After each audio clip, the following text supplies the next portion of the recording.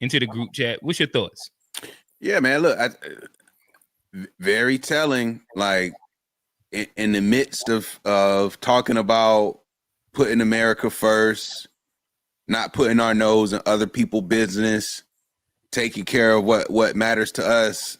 We are now like somehow at the forefront of fighting for this small population of farmers that happen to be white in South Africa. Like of all the quote unquote examples of genocide taking place on the world scale and the amount of refugees that get denied access to the United States, it would have been nice to know why this particular group was seemingly granted something that no other group in the world who face the similar barrier to be a refugee don't get that same benefit. So I just think that's very telling. It's just, to me, I think it's an example of what, modern white supremacy sort of looks like, and them being able to show that unity across cultures, cross countries, cross continents, making sure that, hey, look, we don't give a fuck. Hey, look, white folks, you could be the smallest minority on a continent you got no place being, but we gonna make sure we got what your you call back. this pan white supremacy? And yeah. I wouldn't. Hey, I wouldn't go that far because he's like fuck the Ukrainians right now. He said, "Fuck them who? Ukrainians." What? Say it one more time. Them Ukrainians. He ain't really messing with them. But that's like tribal warfare. So like you gotta let those two work it out. But I'm sure if if somebody of a different hue went and ran down on them, should it be a little different? And let's be clear too, these Afrikaners, but to that point about like the unity across the white lines versus the Ukrainians, those aren't Anglo whites on the east side of Europe. That's like a different type of phenotype of white. You know what I'm saying? Like they're not the same as the Anglo-Saxons that essentially came, because the English derived from Germans. So the Germans populated England, and those Anglos came from Germany originally. So like those type of whites, the Dutch, the English, the Germans, that blonde hair, blue eyed type of white, that is like what really white supremacy is centered around. That off-white type of white, the niggas with the hue in their skin. So whether that be the Spanish, the Latin, the Italians, the Greeks, all the way to the USSR and West, like they're, that's a new thing. Them letting them in just for the sake of like, what, we kind of do need some more numbers, but like that core group of whites are gonna always look out for each other. Those blonde hair, blue eyed folks. The Anglo-Saxon versus the Slavics. The Slavics, they got distinct languages. You can even look at like the Russian, the Soviet bloc, and a lot of like they even use like a different like alphabet. And yeah, man, it's the reason why the Irish don't fuck with the English to this day. You know what I'm saying? Even though they right there beside each other, like those people don't see them as the same. Like they will say we are not them, and it's up every single time. So yeah. We did have Kofi for a second, but looked like he disconnected. Call back in. But I guess as we continue the conversation, is there, and this was a topic thrown in by Chikwe, you said, should Black Americans worry about Afrikaner refugees? What's your thoughts? Yes.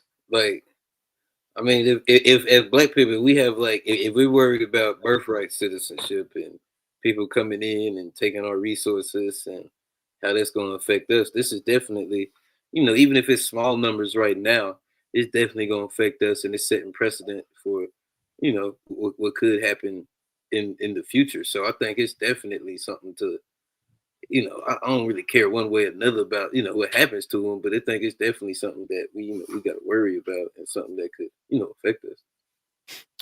Yeah, and I mean, I'm more on the line of like, if you are one of those, like me personally, I'm not like seeing it as like a huge worry, like how I also didn't necessarily see, I don't see immigration as like, I get that we need to control it, but I also think that the harm of it was oversold. And I feel like if you are one of those people who are heavy on deportation, heavy on birthright citizenship, I don't see how you could be like okay with this. I don't necessarily understand that. So I just feel like if you are in that realm of, hey, we need to keep the borders tight, get everybody out of here, get rid of birthright citizenship, I kind of side eye you if you are okay with this. It's like, I don't really understand that consistent logic. It's a very selective version of America First. Yeah. America First plus the white immigrants that we feel could, I don't know, like I don't even want to say like benefit us, but yeah, it's like it's almost American First plus the white immigrants also. Yeah. But nonetheless, let's circle back. We do have Kofi on here. Kofi, talk to us, brother. Damn, Kofi, you ran again? Nah. Again, hit us back up whenever you come up. So yeah, nonetheless, until he pop back up, we'll kind of keep moving on. Biden, there has been a Biden update.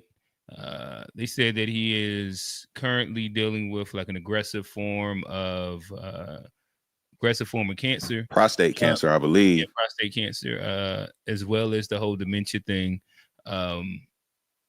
Yeah, what is your thoughts? Is this something? Nothing? There's a lot of memes going around, a lot of jokes. I don't know. What's your thoughts, sentiments? Man, I think with this whole thing, it's really like the Democrats were already cooked, like struggling. Right, hold on, before you go, let me get Kofi just to actually get in this time before his call dropped. Or I don't know, Kofi, you running? Is that what's happening? Oh, he ran again. God damn. Damn, Kofi. Nah, all right, G, keep it going. We're gonna figure it out. So the Democrats were already cooked, just with how Biden, the infamous debate is gonna go down in history as like, whoa, it's just the infamous debate that showed the world that he really couldn't stand on his own up here. And then now they got this book that comes out. This is prior to them announcing the cancer even. So it's like they had this book come out where you've got liberal media talking about how, oh man, they really did lie to us, but y'all niggas were the ones helping like cover up the lies. When people would try to get on and question Biden's like his just ability to be coherent and having it all there, like liberal media was very, very protective of that talking point, and they are partly to blame in this. And at the end of the day, I just don't see any path forward right now in the foreseeable future for the Democratic Party.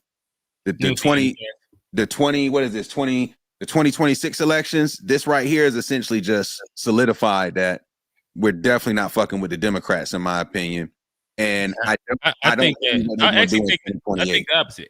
I think if Trump continues down the road where he's at, the Dems will probably get an easy win in 2026. Just based off of like his favorability is down. Like all his numbers, outside of immigration, and now with immigration, this is about like there's a chance that this turns that as well. Inflation is low. Economy is on an uptick.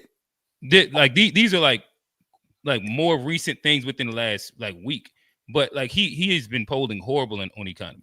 He's been polling horrible, like just across the board. Like his what is it? His 100 days, his 100-day numbers was the lowest since him. Well, that's why he folded on the tariffs. Yeah, like he's not been doing well in the eyes of his constituents at all. Yeah, but it has, like, to be fair though, it's not even a half year of the first year in office. So it's like a lot of the stuff that he was talking about in those first few months, we really won't see the true impact of those decisions till later down the line. No, but again, We saw the effects but of the yeah, but tariffs we immediately. definitely seen with the tariffs, and the tariffs are just now about to like really start hitting.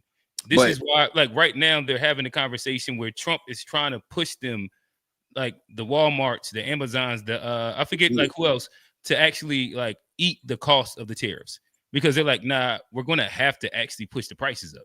Prices are about to have to go up. And it was like the whole little supply chain 2-month thing, but right now is when we're about to really start seeing a lot of those things actually take place. Everything else was just the volatility of speculation with the market and shit like that. The actual tariff impact is coming pretty much right now. You see all of the companies starting to gear up, and Trump, like I said, he's making the push to tell them, y'all better eat this cost or else type shit. And this is where I'm saying again, like I can only speak to if it continues the way it is. Like he hasn't been doing that good so far. If it continues, I think that he's losing favor with his group. If he does pull a rabbit out his hat, then hey, I think that'd be fire. But so far, there hasn't, like he's did well in the border, but that's kind of it. And then there's a lot of messy shit that a lot of his people aren't fucking with that. All the way down to the H-1B shit. You seen a splinter in MAGA for the first time with the H-1B shit. I don't think that, even all that said, I don't think the Democratic Party has anything that would make somebody who on that side would say, you know what, this is so bad, I want to be a Democrat. Or would vote for a Democratic president. I think it's that bad on the Democratic side, personally. Well, but I think that it's not always about like having to convert as much as like if they're not going to come out in the droves because they're not as motivated. The Democrats are cooked. They're not going to get any new votes. They're not going to motivate nobody to vote. I think if Trump, like if you see big heights, like it's just because he's not like the next election is not going to be Trump. You see what I'm saying? I'm talking about that. I'm talking about 2026.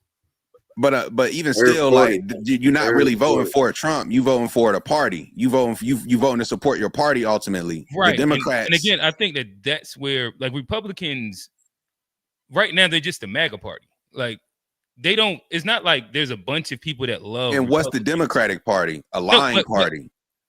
Again, a dishonest party. I think both of them kind of like sit in the same pool. This is what we're, in my opinion, this is what we're missing, is that it's kind of like Obama. Like Obama was going to bring people to the polls, like just who he was, his charisma, XYZ. That's Trump.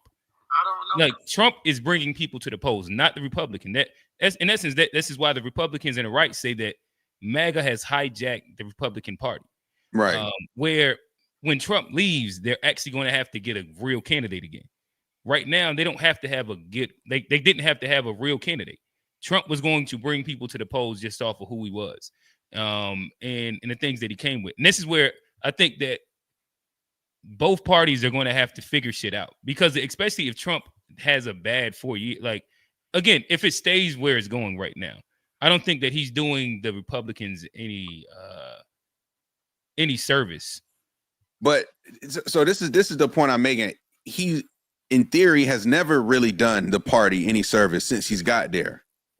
Would you agree? Would you agree with that? Like generally, right? Like, but that's they didn't want him to be the candidate. But the point I'm making though is like that has always been true with Trump, and the unfortunate reality is that since Trump has become a Republican, that party has grown in popularity. That's the reality. I think MAGA has grown in popularity. Republicans too.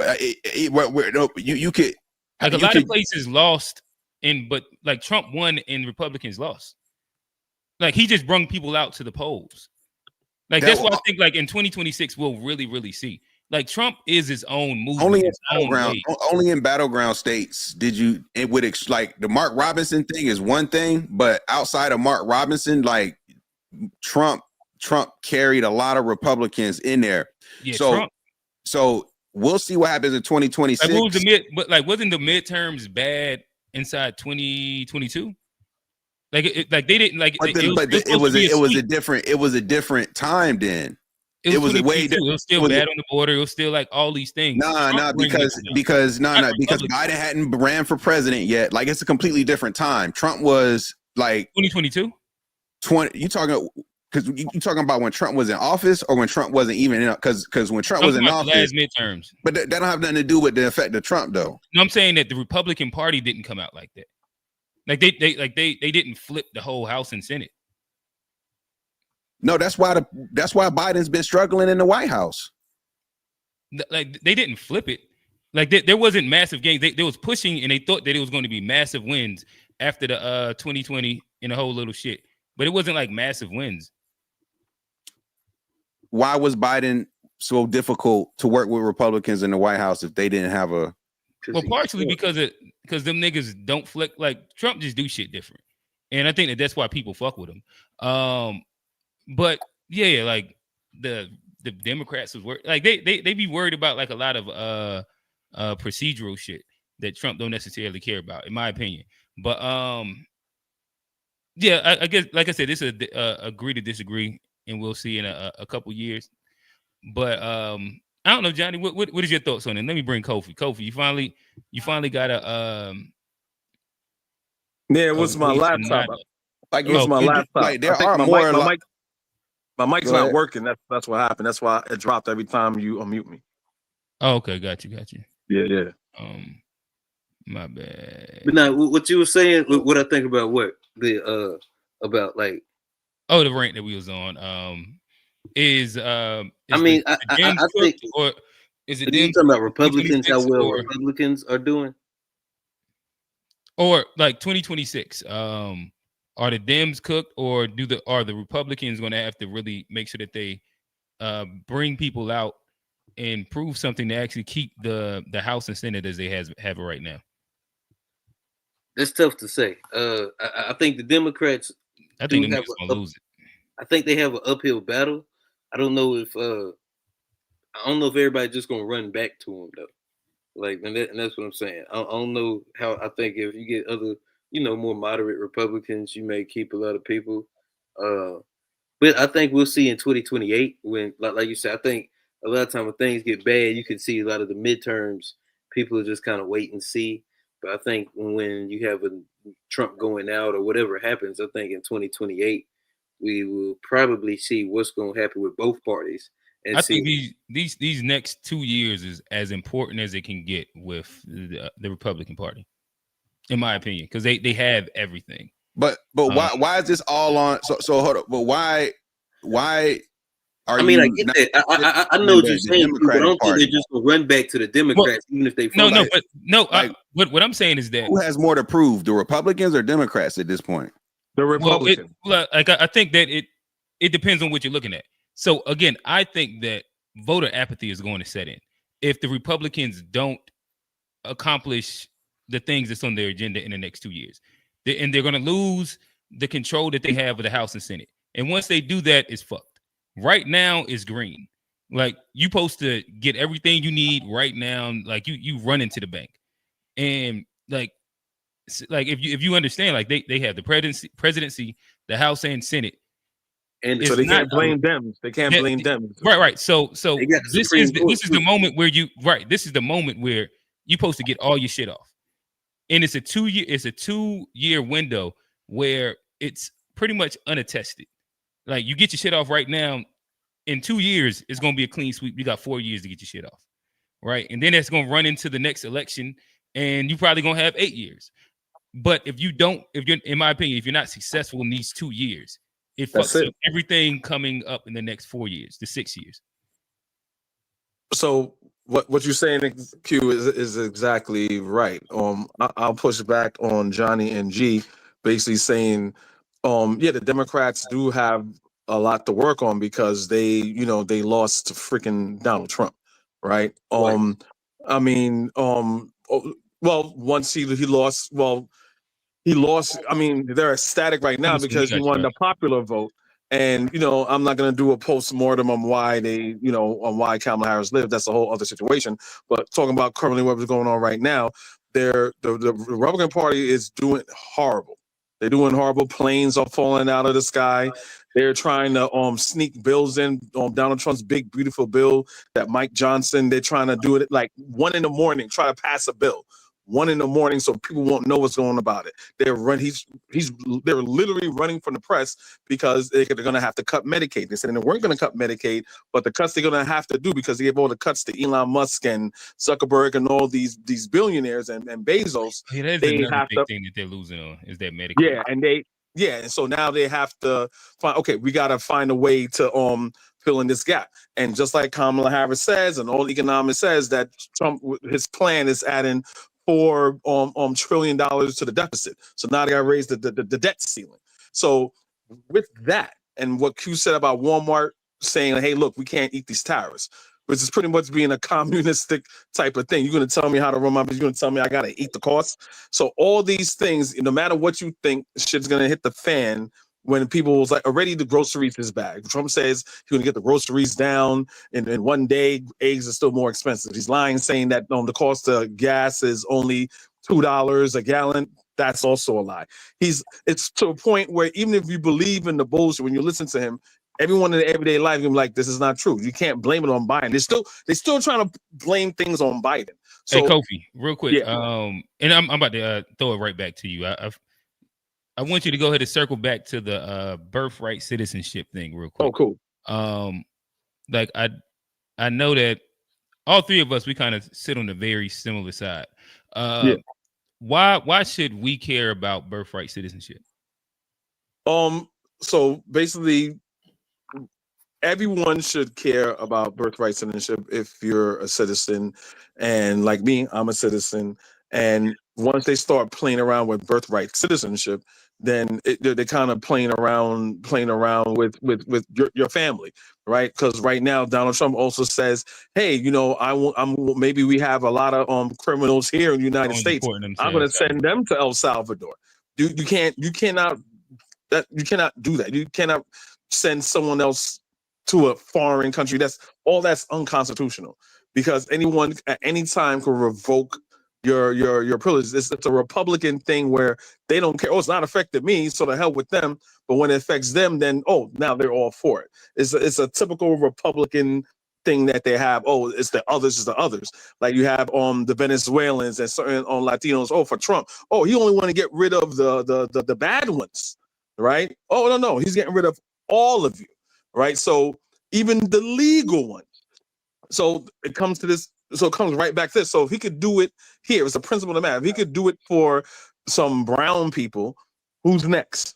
There's going to be black people, and there's going to be other people, and it's going to be just pretty much a white ethno state that Trump wants. So birthright citizen is important. The only thing I pushed back on that you were saying before was, you say, well, you disagree with certain types of migrants and immigrants, not immigrants, migrants, right? And you say because they take from the from regular citizens. That's not true. Well, you understood the distinction, not that they specifically do inside the funds that's allotted for migrants, but when their kid is born and it's an American citizen, that's what I'm speaking about. That kid is taking from the resources of lower socioeconomic. Typically, if we're talking about illegal aliens, the resources that are allocated for them. So I don't understand what's the difference between.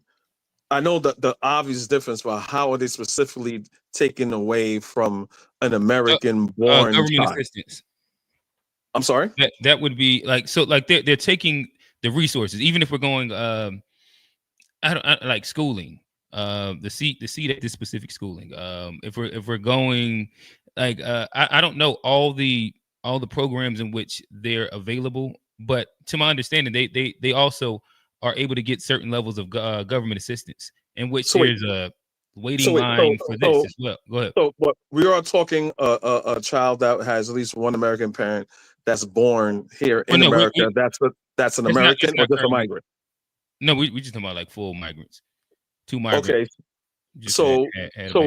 illegal immigrants. I think that's the part where we probably have the hardest stance would be the 2 illegal immigrants. Is that correct, fellas? Correct.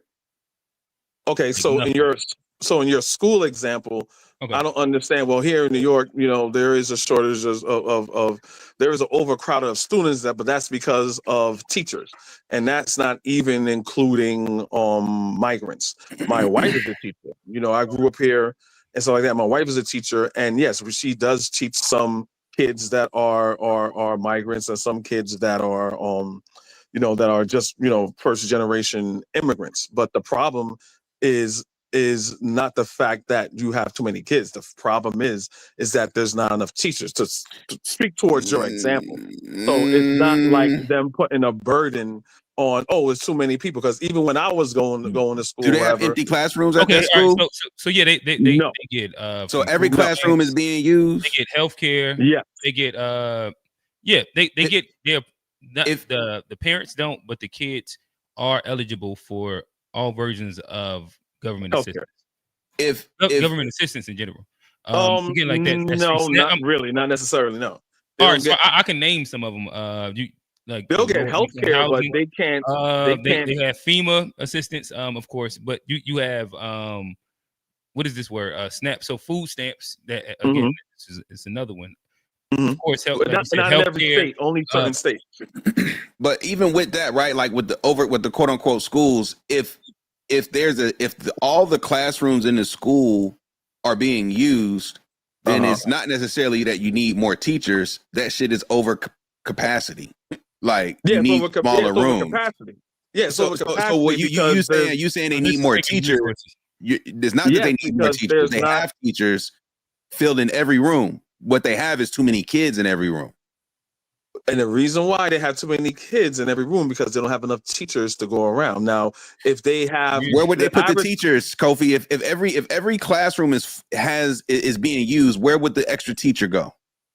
They have buildings that they have. So like, okay, so when there's a lot of students, so you're talking about putting them in a trailer.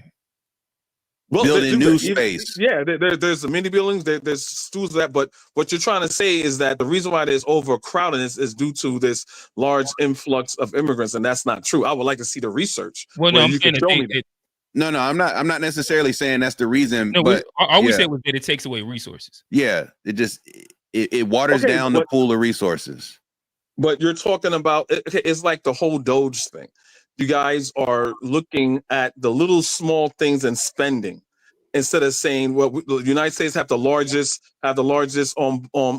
spend more on military defense.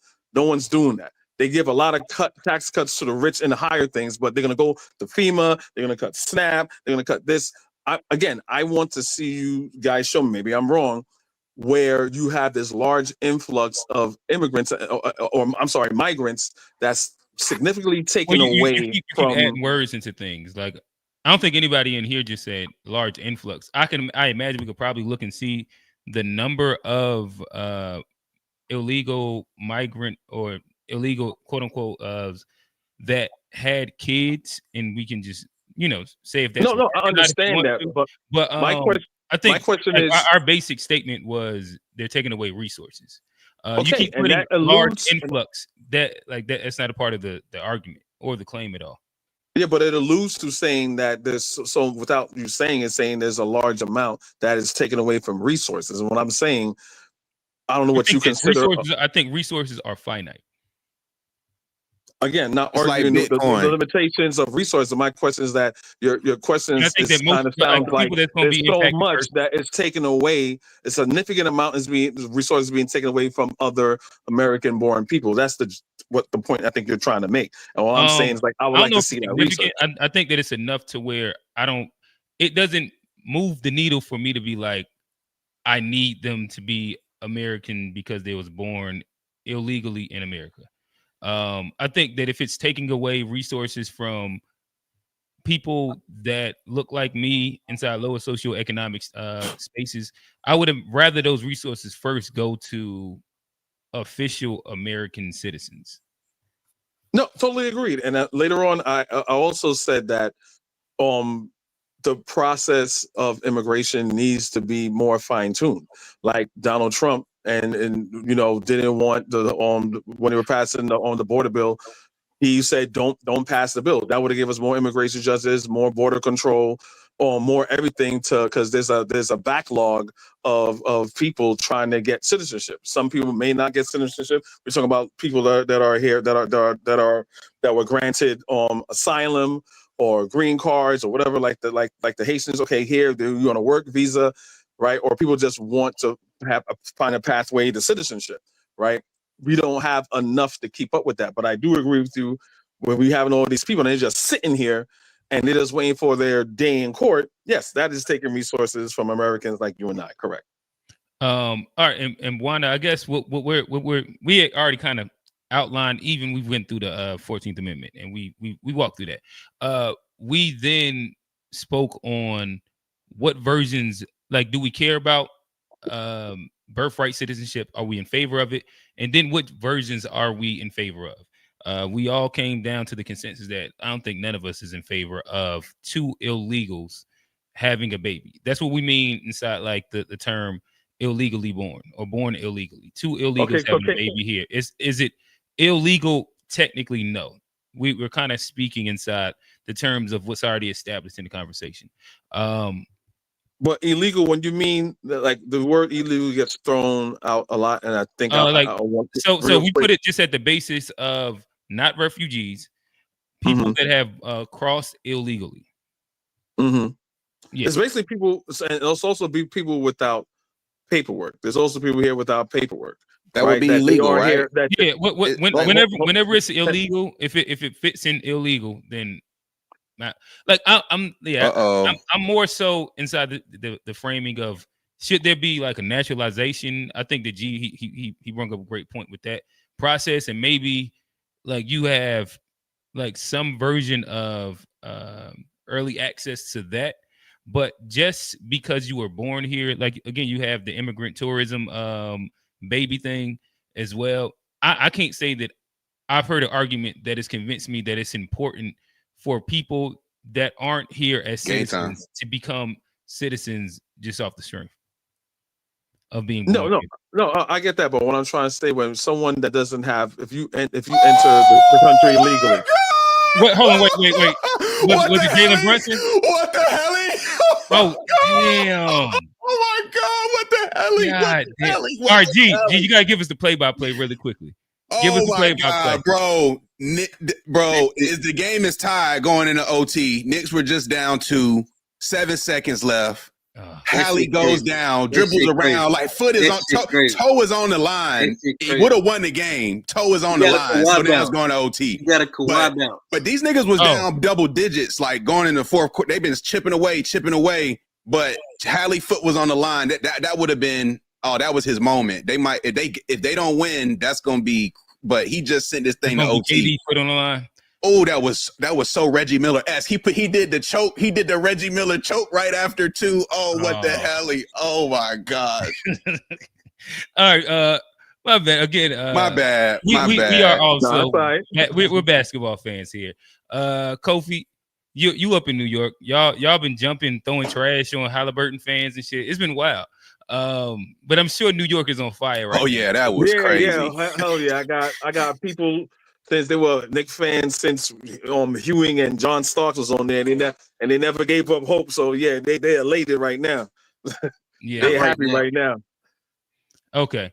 All right. So I think that you was landing your point. Then we basically what I'm saying when it comes to immigrants, so you could have come through legal ports of entry, and you're trying to get your paperwork together. So when they say undocumented immigrant, it could mean someone who snuck across or someone who came through legal ports of entry but don't have the right proper documentation yet. So, I just want to, say that because people paint it with a broad brush. Oh, you're undocumented, meaning like, oh, you just came through, you just. What is it? What? Tell me why that distinction matters. Because obviously, people will vilify when they hear undocumented immigrant and say, "Oh, you just came here and you snuck here and you don't have any documents." Versus, you went through the ports of entry and you're now seeking asylum or residency or whatever. And you overstayed. You overstayed. I didn't say. No, you're jumping ahead of me. What I'm saying, when you initially come in, you don't have the document. You go to an immigration lawyer or whatever your case may be, asylum, or you try to find whatever. But you're not here illegally at that point. If you come through customs, I said legal ports of entry. I said legal ports of entry or illegal. But the difference here, Kofi, is if you enter the United States through customs, you came in legally. No. Yeah, it's true. But there's also, correct me if I'm wrong, you could go over the border or the United States border and go to, and there's ports of entry for people that's seeking asylum seekers. It's not just closed off. Yeah, And but they could either accept you or turn you away right there at the border. correct. And if they accept you, you're here legally. Yes, but they don't. Yeah, but they I don't still have think any they give birth to documentation. No, but Kofi, that's what I'm saying. But like you said, once you come, you come to the door seeking asylum, they will say yes or no. If they say no, you're shit out of luck. Bro, but when they say yes, they don't give you papers right then there on the spot. I understand that. But Kofi, in the interim, you are here legally. You're not illegally here. Is my point. But we're changing the terms. I'm talking about undocumented immigrants. So that but Kofi, that's not even the same because you're documented. You came in legally. Again, we can account. Do they give you something right there on the spot? Like, okay, I'm letting you in. Here's your ID to say that you're a documented immigrant. Here's your visa. Here's your you're here for work. No, you have to go to the immigration judge for them to determine that. In the meantime, in between time, you're an undocumented immigrant. But you're here legally. You have something to say. I was allowed here. All right, so really quick, because I feel like we're making a distinction that might not matter at the moment. So G, if this person has their documentation or doesn't have their documentation, if they're not a state's citizen, should the kid born here have birthright citizenship? I think this specific example is the most grayish of the examples because if you do arrive as a refugee or seeking asylum, there is a time period that goes by where you then officially apply to become a permanent resident. You might just be here temporarily and be going back home or going back elsewhere. So for me personally, I just draw it at very simple: permanent resident or not permanent resident. If you have that child and you're not a permanent resident, I don't think birthright citizenship should be applied. If you are or have crossed that line, and it's like that's the only way to make it, reasonable, is just like you either are or you aren't. And that's the only way to get rid of this. Like, you either have permanent residency legally to be here or you don't. If you do and you have a child, that child is a citizen. That's how I see it. I can meet at that middle ground. I want to say if you're not an American citizen, but if that's extreme, yeah. Johnny, I mean, if I'm sorry, Johnny, go. That's tough, but yeah, I mean, because it makes it hard not to go that way. Because I mean, any other way could be, different shades of gray, and at some point it has to be just something that's simple. I believe. I think permanent residency documented. It's like you're on your way. I can get that. I don't think that you should just be not a migrant, asylum seeker, and then you have a baby. That shit should work. Or just like a basic refugee just landing. I don't know. I haven't fleshed out my ideas, but yeah, as of right now, I'm not necessarily. I think that the birthright citizenship laws are fairly loose, to be honest. But yeah, if we have any closing thoughts on that. I didn't really comment on that in particular. As far as like birthright citizenship goes, right, it is the way it is, and I want to preface that this is only a thing because we're only a topic of discussion in the political landscape, because we're only talking about Black and brown people. This conversation is never applied or had when we're talking about Canadians, we're talking about Ukrainians, when we're talking about other Europeans. It's only the people on the south. I'm sorry? Some of them getting deported too. Now look, not in mass. I do agree with you there, Kofi. I do think there is a weird population of people who are very, very pro anti-immigration, but turning a blind eye to white immigrants. I agree with that. 100%. Yeah, that's the whole South African thing. Yeah, because they said the last time I checked, they said the most people that overstay their visa is Canadians. Oh, that's all day. Yeah, that's all day. Yeah. And no one say build a fence and the north. No, I mean Trump is saying that dumb shit now. He want to annex Canada. Yeah, but for the most we want them to become a Republican state. discourse, yeah, for most Republican discourse, it's like, nah, the northern border is fine. Those are our friends. But them wetbacks down there and these rapists and murderers, ooh, that's what we got to look out for. And it's a racial component to it. So I basically want to say, so when it comes to birthright citizenship, the same thing that applies to white people, it should apply to everybody here. So if you have someone from Lithuania or anything like that, and and however they have kids and they become citizens, the same should apply. So to me, this is a good conversation to have, but not you guys. But I'm saying, as far as like having the political discourse and how it's being discussed, is no one rarely says. Well, I mean, when you look at places like Abby Phillips and certain commentaries, they'll say this is only talking about this because we're talking about immigrants. That's it. So I'm saying whatever goes for white people should go for the rest of everybody else, and I'll just leave it at that. Yeah, I don't disagree with that. Chikwe. Salute. Can you hear me okay? Yeah, we can hear you. All right. I tend to all right, my thing is this, right? The welfare state is incompatible with open borders. There's a limit to how much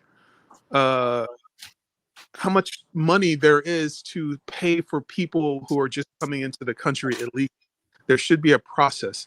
I have no problem with people going through to immigrate to the U.S. I don't see why that's controversial. But the birthright citizenship aspect, it's a very interesting question. So the 14th Amendment is what we're discussing, right? My worry is that if the 14th Amendment is the amendment that gave the slaves American citizenship, does interfering with the 14th Amendment in any way weaken the citizenship for Black Americans? That's my only worry. Like, will that in any way take away from Black American citizenship rights? Mm-hmm. No. So that's a no. No, it will not. I think that is the, like I said, the pushback that I've heard is repealing the thing that gave Black people the they can't send us nowhere. That's the lie. Does that open up the borders, open up the door or Pandora's box in general? Exactly. They wouldn't even let us. What's funny is that El Salvador wouldn't even let America send the niggas over there. So I'm telling you, they cannot send us anywhere. We are here. That's your belief. Everyone said that. Hey, you like right now they're challenging habeas corpus to due process, right? So there's a lot of overreach that Trump is doing. With Abrego Garcia, there's like, because you want criminal migrants here and criminals and rape. No, it sets a precedent. That's why we nip it in the bud. If he had put it like this, if Abrego Garcia had his day in court and say, "Oh, you say I'm MS-13," he said, "I'm not MS-13. I don't have a criminal record. Trump says he's going to go after all the criminals, which is a lie. You didn't give me due process. If you gave me due process, then okay, no one will have nothing to say." But the fact that he didn't give him due process, that's why they're making it a big deal. Because once you with Trump, especially Republicans, once you give them an inch, they'll take half of the world. The worry here is the principle of the matter. Political tribalism. Let's talk about ideas. It seems like you hate Trump. I get it. You don't like Trump. He's not your favorite. I'm a Black man and Trump is racist. So 2 plus 2 is 4, brother. I understand where you're coming from, but okay. All right. Do you think that there should be unlimited immigration into the United States? You don't think should there be any screening process, or should we have open borders? Okay, that's a Republican talking point. I never insinuate, because you said open borders, right? Okay. So there should be a process like there is, and like I said before, I don't know if you catched it, that we need a better immigration process. Yes, the Republicans are too racist and zealous with it. The Democrats are too lazy and lackadaisical with it. But if you want to blame anybody for the current, well, he's doing good on the border right now because he's closing the border. Again, it goes right back to my point. Trump is doing bad polling when it comes to everything else. When it comes to immigration among his constituents, he's happy because they're saying he closed the border. Again, they want to close the border. They don't want legal immigration or any immigration of any kind from the True. southern border. So the key word you used was closed is perfect because they want it closed. The Okay, border was never open though. you're missing one point there. Okay, in the Republican Party itself, there is a split between the establishment Republicans and the MAGA Republicans. The establishment Republicans, these are the ones who own businesses, own companies. They benefit from illegal immigration because it depresses wages and labor. Labor costs, primary costs for running a business. So if you can have access to cheaper labor, you'll increase your bottom line. But the MAGA Republicans, they don't like illegal immigration for the same reason. It depresses wages, and these people, their wages be decreased. So not everybody who calls himself a Republican is not on the same page when it comes to Correct. So you're painting this picture like everybody is in agreement with Trump when that's not the case.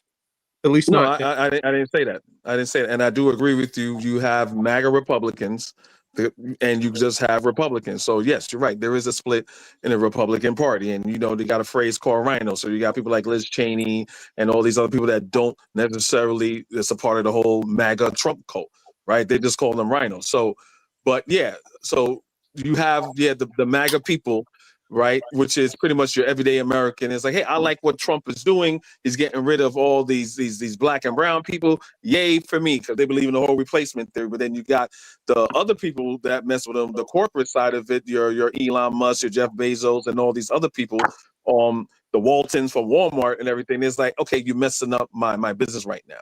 And it's people that's calling Trump, say, can you let us know, give us like at least a blueprint or an outline of what you're going to do with the tariffs, because you say tariffs are on, then it's off again. Then you say it's on for 90 days, and there's going to be up to 145%, and then the U.S. bond market tanks, and then you take the tariffs off again. It's total chaos. Nobody can operate like this. They say there's been what was it? They say I forgot the rating, the credit rating for New York. I forgot for the United States. I forgot the name of it. They say it's been the worst since the Great Depression. This is not feasible for any business. Well, that's one thing. One point I agree with you there. My retirement account has taken a hit in this past quarter because of the tariffs. So I'm hoping that whatever he's got planned works out, because it's you don't got nothing planned. You know what I'm saying? There's too much. This is a pet project for Trump. There's too much instability. Like, he's got advisors who know about the economy, so they must have something planned. And they're not, brother. They're not saying, they don't know. Trump doesn't know what the fuck a tariff is, and no one else got the balls enough to say it. Not Steve Miller, not Mike Johnson. They have to go, okay, it's a fucking cult. It's a fucking political cult. Everybody knows what it is. Even he has economists that says this is not going to work. During the election, and now that he's in office, and and he's not listening. The first time he was in office, right? He tried to do a whole tariff thing, right? And that blew up in his face. And I remember he tried to tariff Mexico. But here's the thing about the tariffs, that, like, again, Trump is putting tariffs on countries that have, in his opinion, fucked his business deals over the past few. He has a very targeted approach with how he's levying the tariffs and which countries he's really trying to apply certain pressure to. And when it comes to China specifically, part of the strategy, which we'll just have to see how it plays out over time, is the idea is that China needs the U.S. market for their economy to really continue to grow and develop at the rate in which it's been doing. Yes and no. I just hold up. That's what I said. That's one idea. The other idea is that what China is doing is actually showing that they don't need the U.S. market to continue to grow their GDP, and they can lean into their African market, their other Asian market, European market, Russian market, etc. South American market. That's what they've been doing. They've been doing that. So exactly. So ultimately, something's gonna give, and time will tell. But I just think it's honestly too early to speak definitively on any of this stuff, because while Chuck Wu is right about the short-term impact of the market. Markets aren't evaluated in one quarter. At the end of the day, let's see what it's looking like at the end of the year. And then let's see what it's looking like the year after that, because that's really how you evaluate markets. You know, they're going to fluctuate. They're going to have dips. And given the crazy rise in the markets over the last 2 years, especially all-time record highs across the Dow, across all the markets, that's what you call a bubble that's bound to burst and correct itself. So the markets were already like at a time where correction was coming. So like let's see with some time if this really tanks people's stuff long term, because if it does, I agree, like Republicans are gonna be toast. They kill niggas' retirement, they take away the Medicaid, they take away the food stamps. Now everything's high. Like, yeah, it's not gonna look good. It's gonna look like the 80s again. But I disagree. The reason why I disagree with your hopeful outlook is because let's think about the reason why. What makes you think I have a hopeful outlook? What makes you think I have a hopeful outlook? Because you're saying let's see. If that's not hopeful, that's not hopeful. That's saying two things are bound to happen. One is like time will tell which one. I'm not hoping one or the other. I'm saying I don't think nobody really knows definitively how it's going to play out. I'm not hoping for one or the other. I'm going to go back on what Q said. He said at this trajectory, if it keeps going this trajectory, it's going to be a mess. And the reason why we got to go right back why Donald Trump is doing tariffs. Donald Trump saying, hey, look, I don't like all the things being manufactured outside of America. He don't know how the fuck a tariff works, but let's go in his crazy MAGA world. He said, if I do a tariff, it's gonna be a tax on the company that's importing this stuff here. Now, even if that is true, right? You don't have an alternative. There's certain things that America just does not manufacture, either because it's too expensive, right? Or we don't have the particular materials or the goods. So even if you want to do that, you will have to build a plant or a factory. That takes about a decade. It takes like 5-6 years to build a plant. That's bringing manufacturing back. That's a completely different argument, which I do agree. That's the whole reason. Yes, but that's the whole reason why Trump is doing the tariffs, because I want to bring. I don't agree. I don't agree that that's the whole reason, and I don't agree that is a realistic outcome. I know that's what they're saying, but we, like you just said, it takes time to build factories. It takes all those jobs are going to be taken over by robots in the short term anyway. Exactly. Like I don't hang the hat of this theory on manufacturing come back to the United States. Notice I didn't even bring that up as it relates to the tariffs at all. So this though, Trump's first term, I saw a lot of gains in the stock market, in my retirement accounts, in all the stock value. So that's the reason why people have confidence in him, because a lot of people made money when he was in his first term. So we're looking for him to reproduce that in the second term. I just haven't seen it yet. Yeah, I agree. Let me ask you a question. Wait, how did you make first half of the first year? Money? Got 4 years. Wait, you personally made money, Chuck Way? Because I always hear this. I made money on the Trump, and every time I try to understand how did you personally make money under Trump, I never really get a real answer. Go ahead. The value of my retirement accounts and my stock portfolio increased. The value of okay. So basically, because he gave the upper 2%, but it increased under Biden too, right, Chuck? Like the market under Biden had a good run too. Would you agree there? Yeah, my house value increased under Biden too, but I feel like prices increased under Biden. The gas prices kind of started to go up, and things like that. But a lot of that's just the reflection of COVID, pretty much, or the reverberation of COVID. But Biden does deserve some blame for that. Yeah, even the housing prices is not Trump or Biden. Like, but hopefully, I just hope all the homies got their houses before 2019. The Knicks is sick tonight, boy. Yeah, they hurt. CNG 215. Talk to us, brother. Yeah, I just wanted to go back to the whole when you guys were talking about earlier. Is this Kofi B? This nigga sound just like Kofi, bro. I swear. Kofi, you playing games? Nah, I'm over here, man. I'm over here. All right, yo, this thing can sound just like. Am I tripping? Or am I tripping? Yo, Pause is the vocal tone. I got what you're saying. Yeah. All right. My bad. No, See, talk to us. Yeah, no. I wanted to go back to what you guys were talking about. Do the Democrats can they bring it back? I don't think they can, man. I've been saying this for a while. People keep telling me, no, that's not how it is. But you gotta look at the data. The data is right there. You gotta look at the numbers, man. It's been consistent like that for a while. White women supported Trump. You can talk about the sisterhood and all this stuff, but when it came down, when the rubber meets the road, white women supported Trump, man. It is. I don't know why we keep ignoring it. I think that's true, but Trump ain't running no more. Yeah. No. That's not what I mean. I think we all agree that Trump is his own monster when it comes down to like he bring people out to vote. My argument is that the Republican has to find somebody to replace Trump, and there's no heir apparent that's going to be as charismatic, that's going to bring people out to the booth.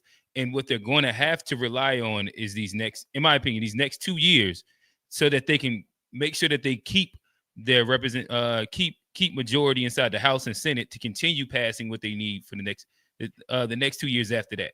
Because a lot of people saying that JD Vance just don't got it. That he just don't. Like, there's no heir apparent to Trump, and I think that if there's no heir apparent to him, they risk voter apathy. Like everybody gets riled up when Trump running. Yeah, like, he bring out all the folks. That is a factor that has to be. I'm trying to think.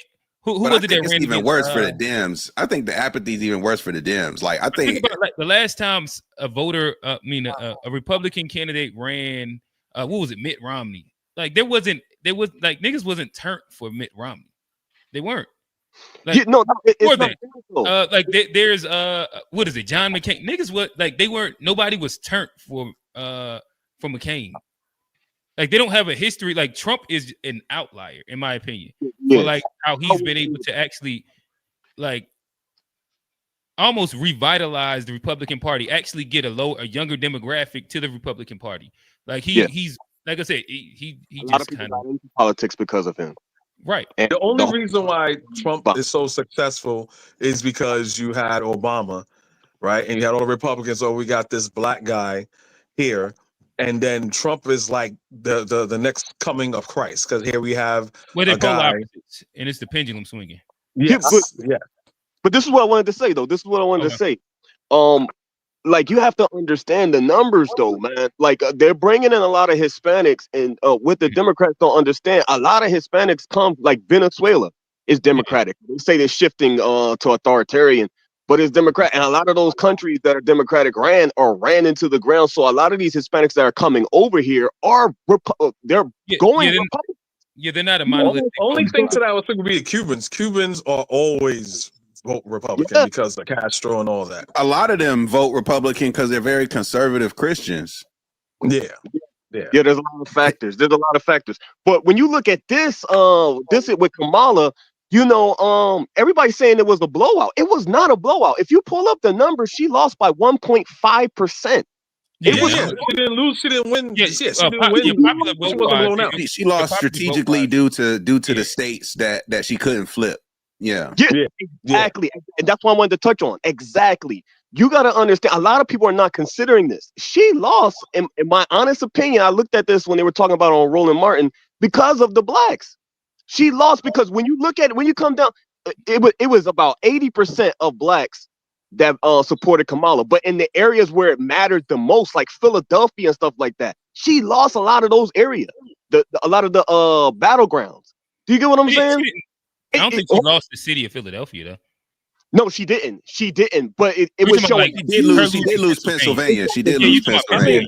Purple states, she probably lost in purple states, but mostly like New York and New Jersey and places like that, she won. No. But this is what I'm saying. I'm gonna land right here. This is what I'm saying. A lot of people are not considering. It's not that a lot of blacks voted and supported Trump. It was also that the fact there's one number that's not being shown, and that's the blacks that voted the couch. A lot of blacks just didn't. Yeah. Exactly. Damn, I forgot how we got to like a representation of that number. There's stats that you can that you can look up. Maybe it's the voter volume over different presidential candidacies. There wasn't a major drop off. I think that in general, voter volume had been rising though when it came down to black people, and it stalemated inside this election in comparison to I think everybody else's was rising. But doesn't voting? I'll find the graph in a second. But doesn't Yeah, voting? I couldn't find anything. Just But that's real what I wanted to say. real quick, just voting the couch strategy, doesn't that just make the black vote irrelevant? You're pretty Yeah, much they toss it independent, in my opinion. you're muting your own voice and nobody can hear you. So Exactly. you I have agree. in anything. You can't complain because you didn't even vote. So I don't see why these people are bragging about voting the couch when you're just pretty much saying ignore what I have to say, ignore my thoughts because I'm not going to say anything. Go Yeah, ahead. I agree. I actually agree. But I wanted to point that out. When people vote the couch, it does have an impact. Do you get what I'm Mhm. saying? Yeah. And that's not what I don't think people are considering that. Yes, most Latinos support a Republican. Most whites support a Republican. Blacks didn't. But in order for the Democrats to stay in there, not only do you need a large percentage of the blacks, you still need more than that. You get what I'm saying? So how are they going to? But like you said, Trump is an outlier, so we'll have to see. Yeah. In Yeah, my but opinion, black I people think don't that, make or black people don't make or break elections though. Even if you had all black people in America vote one way, it's still a majority of white people. yeah, You know what I'm see, saying? yeah, I One- think that you hit it closer when you first started off. I think that the real swing vote in America is them white women. Yeah, Like yeah. they to be honest, they be deciding elections. Yeah, but what I'm Like saying is, I don't think you 15% can of afford to them lose swinging one black way or votes. the other dictates an election. Yeah, but I don't think you can afford to lose the black vote neither, because you get what I'm saying. I understand that for sure. But let I me also think that the black vote has kind of like it's historically and even like with the dissension that's happening right now, it ain't really moved much past 80%. And the black Yeah. women's going to be pretty much at 90-95%. Right. Like there's not like a bunch of wiggle that's happening. No matter how much everybody stumps the ground and be like, it's changing this time, every single time it'd be pretty much the exact same. Again, we could say there's some voter apathy where some people set the couch, but when you do the percentage breakdown, it's still the same percentage.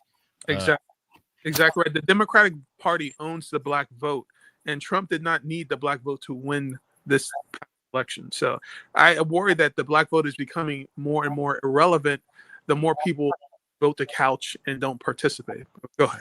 All right, so we brought two more up. I'm gonna let y'all guys cook for a little bit, and then we're gonna try and get into a little bit of the actual real discussion that we supposed to be having. Quincy, and then old man, talk to us, fellas. Sorry, I was on a different computer, man. My mic. Can y'all hear me? Yep. A few things about the black vote being irrelevant. The black vote will be irrelevant. Well, sorry, it will be irrelevant if we keep doing the same thing we always do. If we always go blue the majority of the time, then I mean, we pretty much, y'all know how y'all got that girl that you could get whenever you want to get her. You ain't got to take her out. You ain't got to do nothing with her, but you can hit her up, and she always there at the drop of a dime, right? That's the black vote. We ain't got to like. So to say that staying home will make us irrelevant, no. Always giving it up every 4 years, that makes us irrelevant. Actually, staying home or going to the other side, voting red out of protest, Well, it'll I'm make you. staying home, but what? You said we hoes, Quincy? Say again. You said No, we we hoes? easy to that same guy. We Yeah, battered woman. Yeah, we are Every time we going are the right bottom. back to him. We are the bottom bitch of the DNC. Yeah. 100%. We get more you up tech. 100%. Yeah. He's saying we answered 340. My bad. Yeah. At 3:45. Text back immediately. We answered at 3:45 a.m. Right after I done left Waffle House. I done left Waffle House. Yep. And I'm like, And man, then- that so one ain't fall Quentin- through. That one ain't fall through. 3:45. and look, You not so- you got crust in the eyes. That motherfucker had that phone right beside the pillow. and look, You know what I'm saying? So Quincy, you're saying it's worse to be. Let me It's finish. worse to be. Okay, my bad, Quincy. You asked us the Let me wrong finish. question for. Yeah. Okay. Yeah, Kofi, let me finish. And to make it worse, we actually see the Democrats doing more for other people right in our face. So imagine you being the girl who sees the guy putting in work. He done took her to what you want to say, cheesecake. He done took her to Ruth STK. Chris. Yeah. Rat in your face, and then when he come to you, he patting his pockets like, man, let's go to Waffle House right quick. And you know what? We be ready for a Waffle Let's House. split a Chipotle bowl. Yeah. Every time, every And you single got time. DoorDash with your phone, don't you? Yeah, exactly. Hey, Chipotle expensive, G. Stop. Exactly. Chipotle expensive. This analogy works. So think about it. Think about how much black people literally get for free, volunteer, go out there, pass out flyers. They do phone banking, calling people up. All of this for free, for free. And these folks don't even to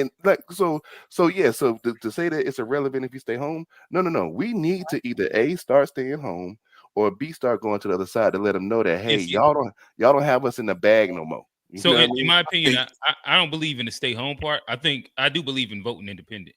You know what I will third say? party. You know what I will Because say? I think that having the vote representation and the number does matter. In Georgia, one of the worst states that show how Democrats, how black people really is the bottom bitch with the Stacey Abrams push and all the stuff they was doing in Georgia. Like it is kind of nasty work.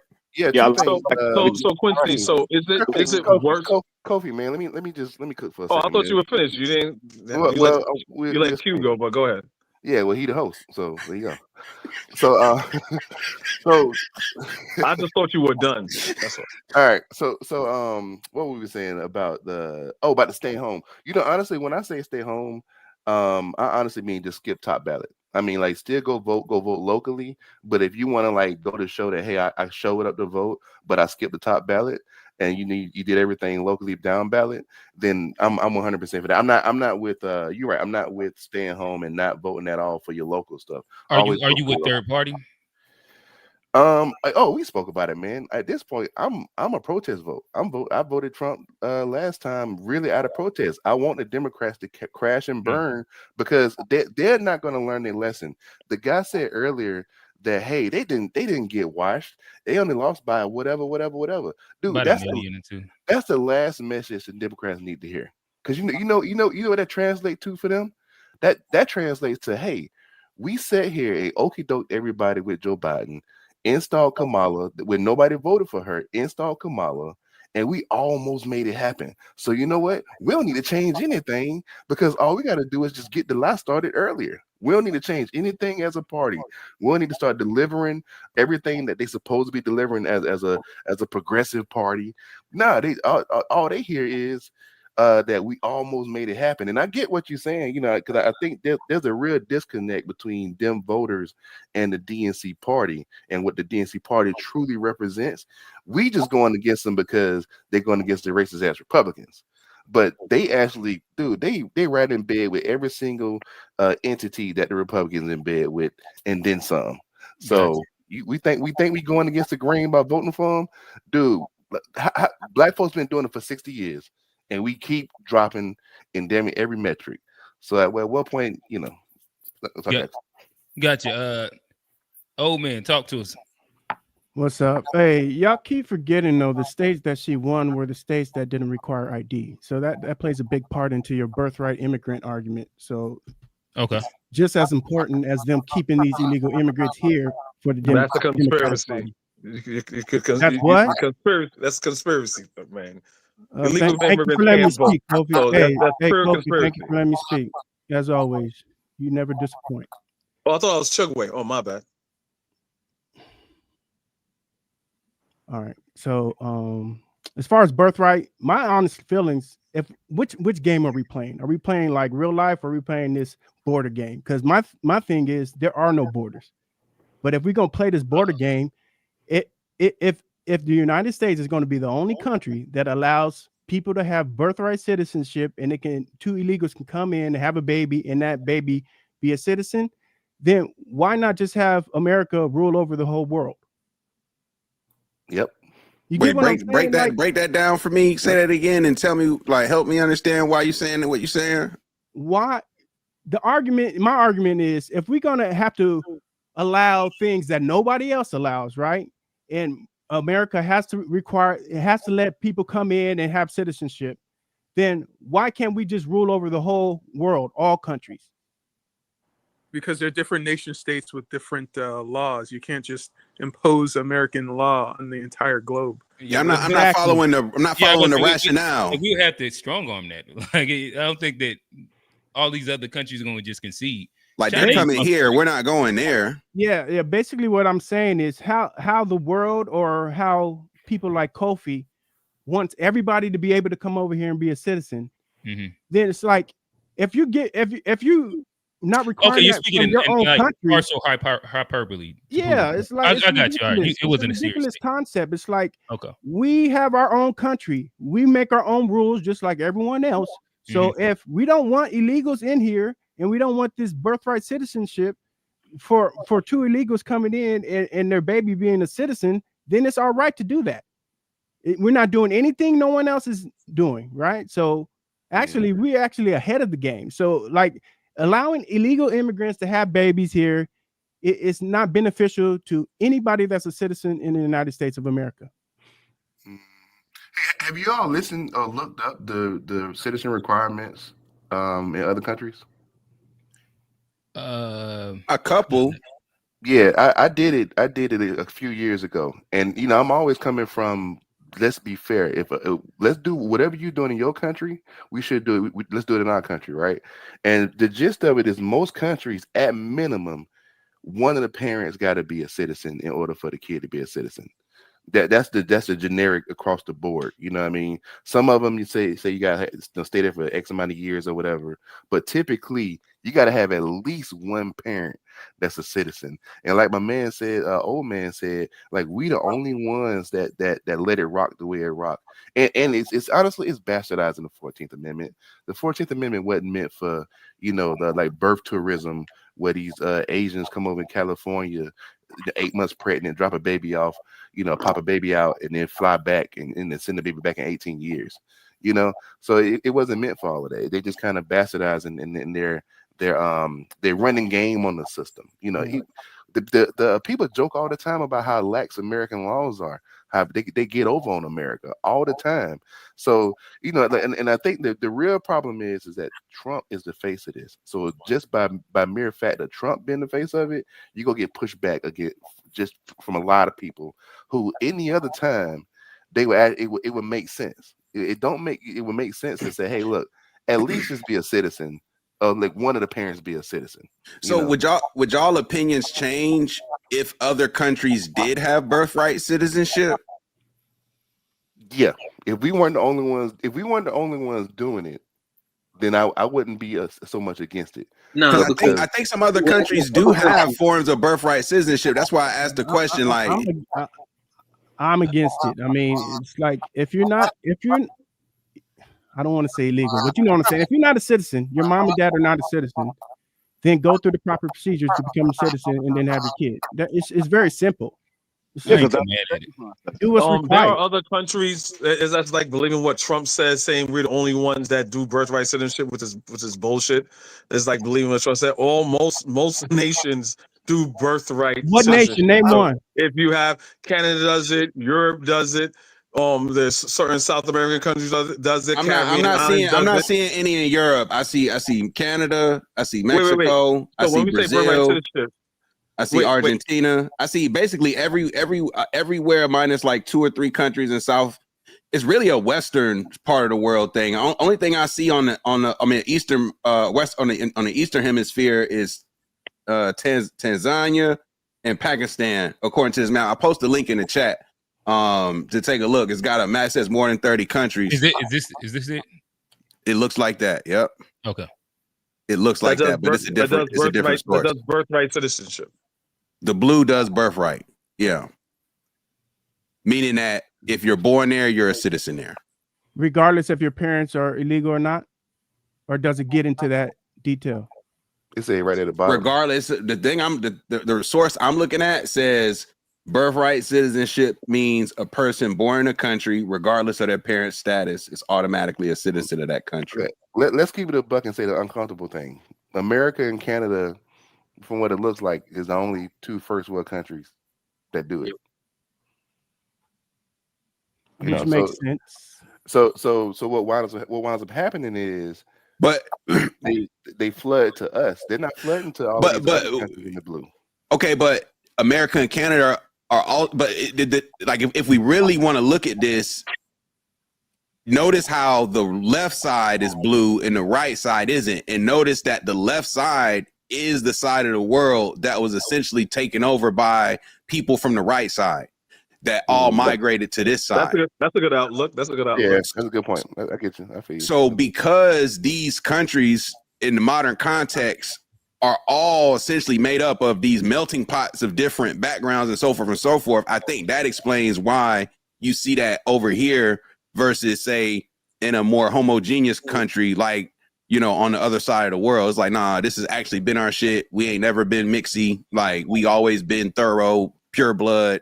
We the mixed breeds over here who mix shit up. But at the same time, there's different types of laws for that. There's different pathways that may not be necessarily like ours. That's pathways to citizenship in Europe, because there's a huge influx of immigrants in Europe, like France, England. But usually from the places they colonize. Usually from the places they colonize, 9 times out of 10, which makes sense. But those people are citizens. So you have someone from a francophone African country or English African country, they go there, they're not automatically a citizen. They still have to go through the process of citizenship. It's just different there. It doesn't mean that a foreigner can't be a citizen there. Hey, fellas, let me hop in really quickly. All right, so we're going to try to get to the main topic of the show. I'm gonna take y'all to the backstage for a quick second. We're gonna kind of chop it up on a couple of the topic points. I'd love for y'all to stay in the backstage and bring y'all right back up and comment on the actual conversation. But yeah, we're gonna try and get to that really quickly. I'm gonna start off with this meme as we kind of transition through. Q. Can I say just 2 other things real quick? Because I was 2 things real quick. Someone called my name out and said something that I believe or didn't believe in, but they obviously, I think it was old man. He's saying that I'm against. I want illegals coming in. Obviously, he wasn't at the beginning of here. I don't want illegal. I don't feel that 2 illegals should have a kid here, right? And then be. I'm not really for that. You know what I'm saying? So him saying that again, I didn't say that, but thanks for your mischaracterization explanation. of what I'm saying. You said that's what I believe in, and without even asking me. I didn't Right, say so that. you just made You be hearing, accusation. hey, Kofi, you be hearing your own shit. Hey, just go on to the next subject because Kofi delivers. So anyway, so I mean, that's what you said. You didn't ask me. You told me what I believe. No, rewind it and play it back for yourself. So what did you say again? I'm sorry. I said you always interrupting people, not letting people speak. That's what I said. And what did you say about you call my name? I was saying I believe in what about immigration? When I say I believe, that means I am talking about myself. You call so all right. So you're just gonna be a cowboy. Don't say what you said. I just said what I believe. Go to the next subject. All right, so fellas, you make no sense.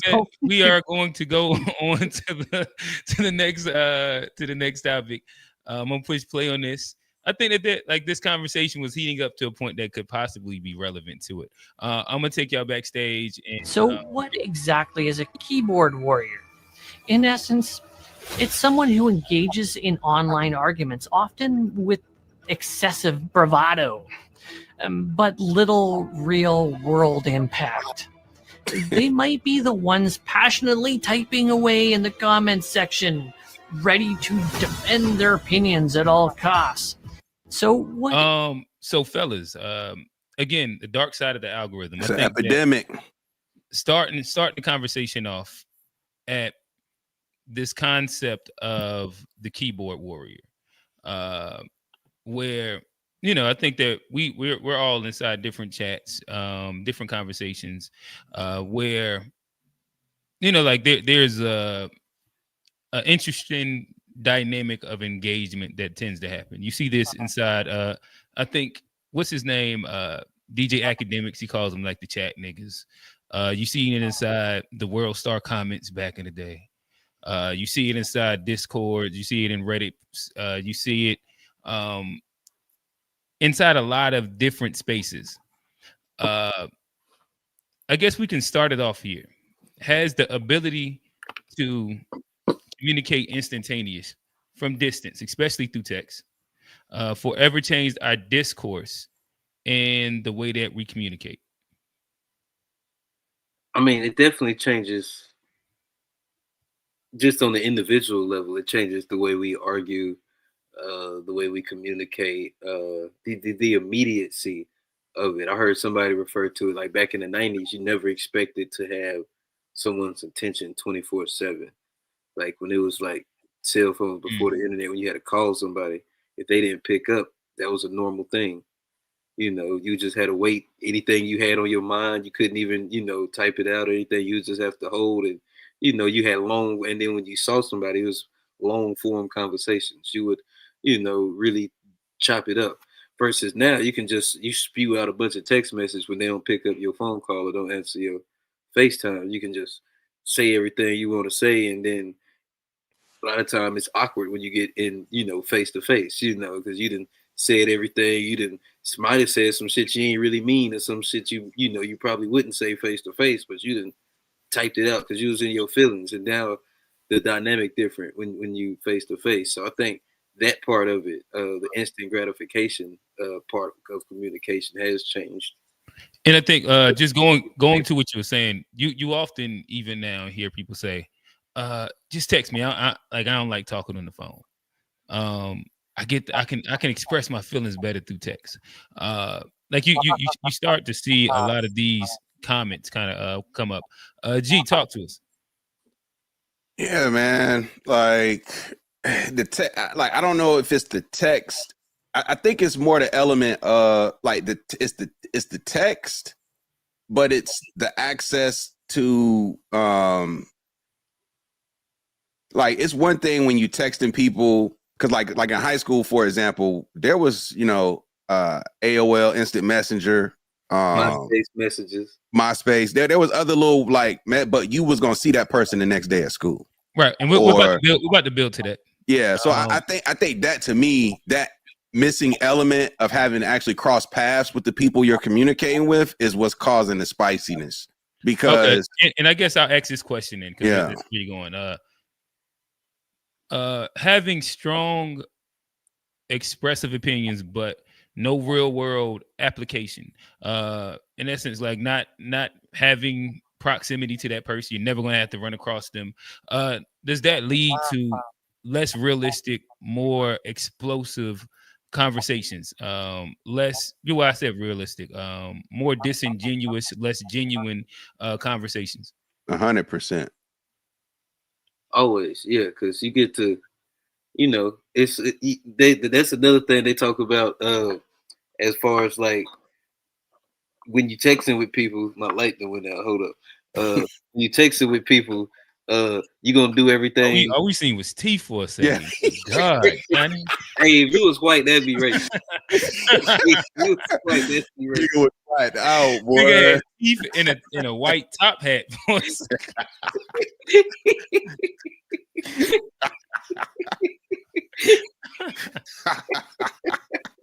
That's colorism, bro. Oh man. Shout out to Quay. He said we need to do a topic on colorism. But nah, I think people like because everybody just hit that risky text, or you said something and you like, oh, I might not have should have said that. So like, there even the text message still give you something to be a little more risky than you would just saying it. Mm-hmm. But when you don't have to see the person, of course, you get to perpetrate it. You get to pretend you're somebody you're not, and it becomes a fantasy where if I can just talk as tough as I want to, or as freaky as I want to, or whatever. It's a lot of different avenues it could go down. But like, if you ain't necessarily you a wild keyboard warrior, oh, Johnny boy. You gonna do everything in the messages. Yeah. Johnny in all the chats. Johnny talking about what you putting the whipped cream on the toes, Johnny? And you had to stand on it. Then you had to stand on it, Johnny. Hey, you had to pull out the whipped cream and hot sauce for her toes. That was crazy. But a lot of times when he just texts and you can say all of that, it sound good. It be coming. Or you can really drag like you like that. You say what? Yeah. I said, or you can really drag like you like that. Yeah, you can troll. Like a lot of times the trolling, you can talk that talk. So it's a lot of different, ways when you actually ain't really gotta see some. Even in like in business world, people talk spicy over email a lot of Okay. times. And all right. So I guess going to another part of it. So in essence, we'll hit a couple different parts, and I'll kind of lay them out really quickly. We'll try and get through these in maybe next 15 minutes and bring some more of the guys back up. But again, as part of the umbrella of the keyboard warrior, there's a spot where you have the courage of anonymity, being anonymous. A lot of times it's just a picture, or sometimes it's a blank face, or like just the blank little whatchamacallit that you can hide behind and get your shit off. The impact of having a personally curated reality, which would be the echo chambers, which is the algorithm pushing people to be more extreme. And then also we'll talk through just the idea of, does all of this lead to having dishonest conversations and make people more susceptible to misinformation? But let's start off with this anonymity courage. Is there value in having discourse with anonymous voices, or does it typically lead to disingenuous conversations?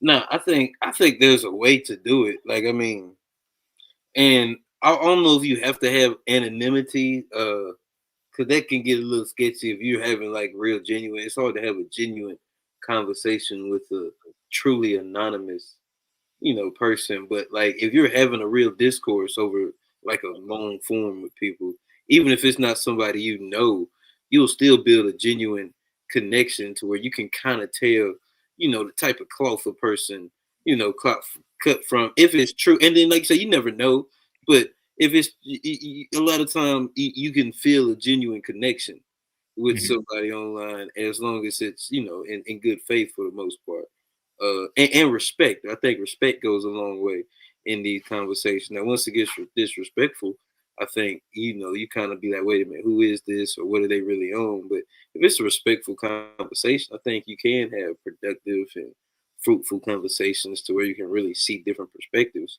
and you don't necessarily have to. I don't think knowing the person or them being a stranger, affects the productivity of the conversation. Do you think that it leads to more trolling and explosive language? Depends on who it is. Yes. I don't think it has to. Typically speaking, not that You it has said, to, but typically speaking, is that like a gateway to, like, 9 times out of 10? Like I heard somebody say this, and then I was like, oh damn, I guess this is just a thing, right? It was like we were just talking about like the Discord, and it was like, oh yeah, Discourse always get like that, and I'm like, this is like the chat room goon thing, oh, it where happened. Well, you. like it just like this just seems to be a thing that kind of how people kind of treat the space of anonymity, or discourse that they don't have to be accountable for. G, talk to us. Yeah, I think I agree with that sentiment, right? Like it's I don't know, man. It's something about, like I said, the fact you don't have to cross paths with people. Like the reality, you ever seen like that meme or that video of like two dogs going crazy at each other through a Then they fence? open the gate. Then the fence slowly opens, and then as it gets open all the way, all of a sudden it's just cool and calm. Niggas be chilling. Yeah, and I feel like that's similar to the chat. It's like niggas know it's a gate up, so I'm gonna go crazy, crazy, crazy, crazy. And as soon as there's no gate, it's like I'm a completely different animal. And I think that's the unfortunate part about chat online, is that people wear too many different costumes. They present themselves one way at work. They present themselves one way in their relationship. They present themselves another way when they hang with their friends. And then they present themselves a whole other way when they get online and start doing other stuff. It's like everybody got these different faces and whatever different masks that they put on, versus just like having a true identity. And I think that identity crisis is ultimately why these niggas is online going crazy, because they don't really have no true like self-esteem, no real true self-belief. and they go online and like use that as a springboard to just unleash all their frustrations. And I think another thing you said about identity crisis, as far as like we're in the generation and I ain't gonna speak for all the kids, because I know a lot of kids that do go outside and they touch grass, but we are in the technology generation where like there's a lonely epidemic. People don't have as many friends as they used to, just staying online, and the Their friend group. friends are the online now. That's a great point. That's their You said best what? friends. They best friends be the niggas they talk to online or on the On the game. video game. On the game, yeah. And a lot of times that create that like Black Mirror niggas, man. it becomes your identity. Like you don't know what you believe in, but you get in like on the internet, and that algorithm starts feeding you, certain things and things you might not have even known you were into, and that the algorithm, like we're about to get into, it becomes your identity and it feeds your identity, and then you find these niches and you find other people. Oh, you're like me. Oh, and these niche communities build. Hey Johnny, what's something that you found online that you didn't know that you was into? All right. You said I learned about bokeh and aperture and okay. stuff, all of that.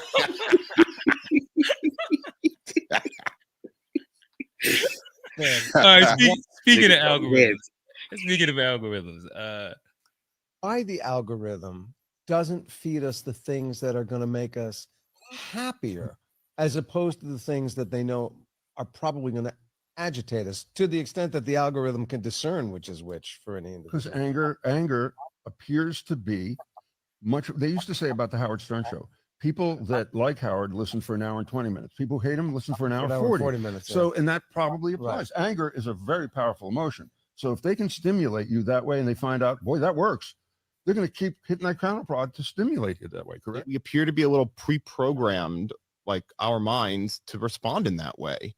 So these are, again, like I think about these like as blind spots that we have as a species that we need to be thinking about when we develop like new technology and how it can affect us. For a majority of social media users, their time online leads them to a personalized yet benign online community of centrism and inclusivity. But for a small minority, it empowers and speeds up polarization and extremism. Users may start down a path of curiosity and end up filtered into a land of extremism by social media algorithms. In recent years, we've seen an exponential growth of echo chambers in which political views and ideologies are reflected from all sides, like shouting into a cave. These echo chambers on social media can affect users in different ways. Unchecked and unregulated social media poses a problem for society both on and offline. Congress and social media companies have been grappling with the question of regulation for a while. Partisan lines have been drawn as Democrats work to focus on extremism, hate, and violence, while their GOP counterparts argue that social media companies are biased and censor conservative voices. The issue of social media regulation is not easily solved, but it must be tackled immediately. I'm Mariana Mancuso. This is Politics Simplified. To hold you accountable for it. And it's the second part of that equation, which is, I think, important. So social media has, I think, inflamed social and racial tensions to a point where people just don't think the normal rules of society apply. They can be as disgusting and inhumane and racist and sexist and whatever they want to be as they like, with no accountability in almost every case. And we've become almost neutralized to that kind of thing. And part of the problem is that when people like you and me, and Mark, I'm sure, launch staunch defenses of the right to free speech, the wrong ears take it as the right to be openly racist and all these other things. With fellas, general reactions, and then we'll get into some questions. Hey man, Pierce been having some more on point takes recently. I just have to say, I've heard him have a few couple. He'll drop the ball points. in the same episode too. But I'm hearing more. I'm hearing him point out some things that traditionally I would never really hear him like admit to or lean toward, which is interesting. But I think what he said here is spot on. Like, I think that is true. Like, the thing about social media is, how do I get the biggest reaction? at the end of the day. That's why you post it. You're not really posting it to express yourself. You're posting it to try and get a reaction most times. And so because of that reality, people have started to figure out, oh, this is what gets me attention. Let me do these things. And being a troll is one of the most attention grabbing things that you could do online, because they just said, when you start pissing people off, it's gonna make them interact or engage with you even more than if they like you. Mm-hmm. And it's like that badass kid in the classroom. Nigga won't be quiet, but he keep getting all the attention. And the more attention you get, the louder you get. It's a similar concept to me. So I think that this idea of like the accountability piece and like desensitizing us to these like just harsh, blunt, like ways of saying things without accountability, I think that's spot on. Got you. And any commentary to, in essence, the other two were speaking about the algorithm, and the algorithm of pushing us to be more extreme. It's pushing us into echo chambers. And yeah, like you've seen the rise of a lot of these online extremist groups, and that's on both sides of the aisle. Yeah, what is your thoughts? Is the algorithm, which does incentivize engagement and negative content for whatever reason,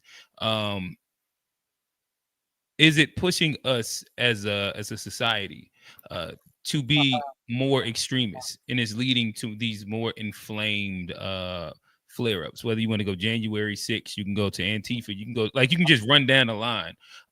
Even right now, like, it don't take too much to get on Twitter and see a group of one side fighting with a group of another side inside the comments, just about a bunch of, internet shit.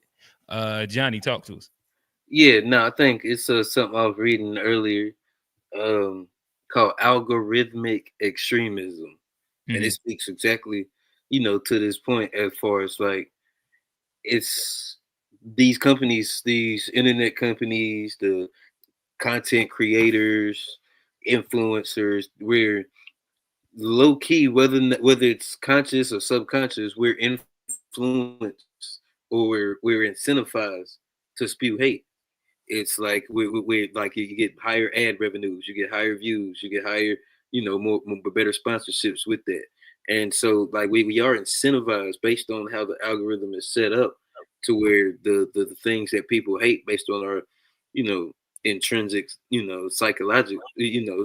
psychology, is the things people hate, we're gonna watch more. The things people watch more is gonna get paid more. So it becomes a cycle where it pushes people into these niches, and you have this generation of kids and young people that are also like looking for that identity. And it's like a perfect storm of, you have the influencers incentivized to push the hate, you have the consumers of this content, they're looking for identity, and they're looking for something to grasp onto, and it becomes a perfect storm. And they've even said it from, like you say, it's not just on one side of the aisle. It's from the Antifa to the far left to the Tea Party and the far right. All of it is has found roots and has grown from online extremism.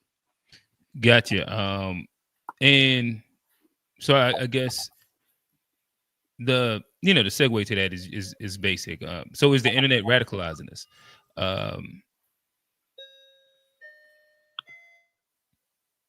Say what? Is the internet radicalizing us as people? Oh, yeah, absolutely. I don't think there's any. Yeah, I mean, it's done a lot of good for us too, but as part of one of the cons is it has allowed, and there's been a blind spot for this radicalization, and it makes it easier for like person like a January 6th, how that kind of just spun up out of nowhere. The internet allows for the quick mobilization of this radicalization. And I guess G, who would you say are the people that are most susceptible to this? Young males, for sure. I would say young people in general. Young females, young women are susceptible in a different way. I'm seeing a lot of 30-year-old men they be susceptible as hell. But go ahead. Yeah, you're right. But the like, so from a young lady perspective, the images that they see, this is like documented with studies in terms of impact of Instagram on young ladies' self-esteem, self-harm, body But in issues. which way would you say that the internet is radicalizing? Because I would almost think that the radicalization and extremists is more of a male thing almost. I think like, I don't really know of like a high amount of like women-based extremist groups. So I would view to me, by definition of what you're saying, I'm not saying I disagree, but I'm saying they have an extreme version too. It just doesn't manifest in the same way. Yeah, I agree. If you're saying like it impacts them inside a different way. So like a lot of it ends up being like what like you were saying, like self-esteem based things. It could be influenced to the way they dress or something like that. But it doesn't necessarily in the way that they think they can make money ultimately too. Like that's like everybody.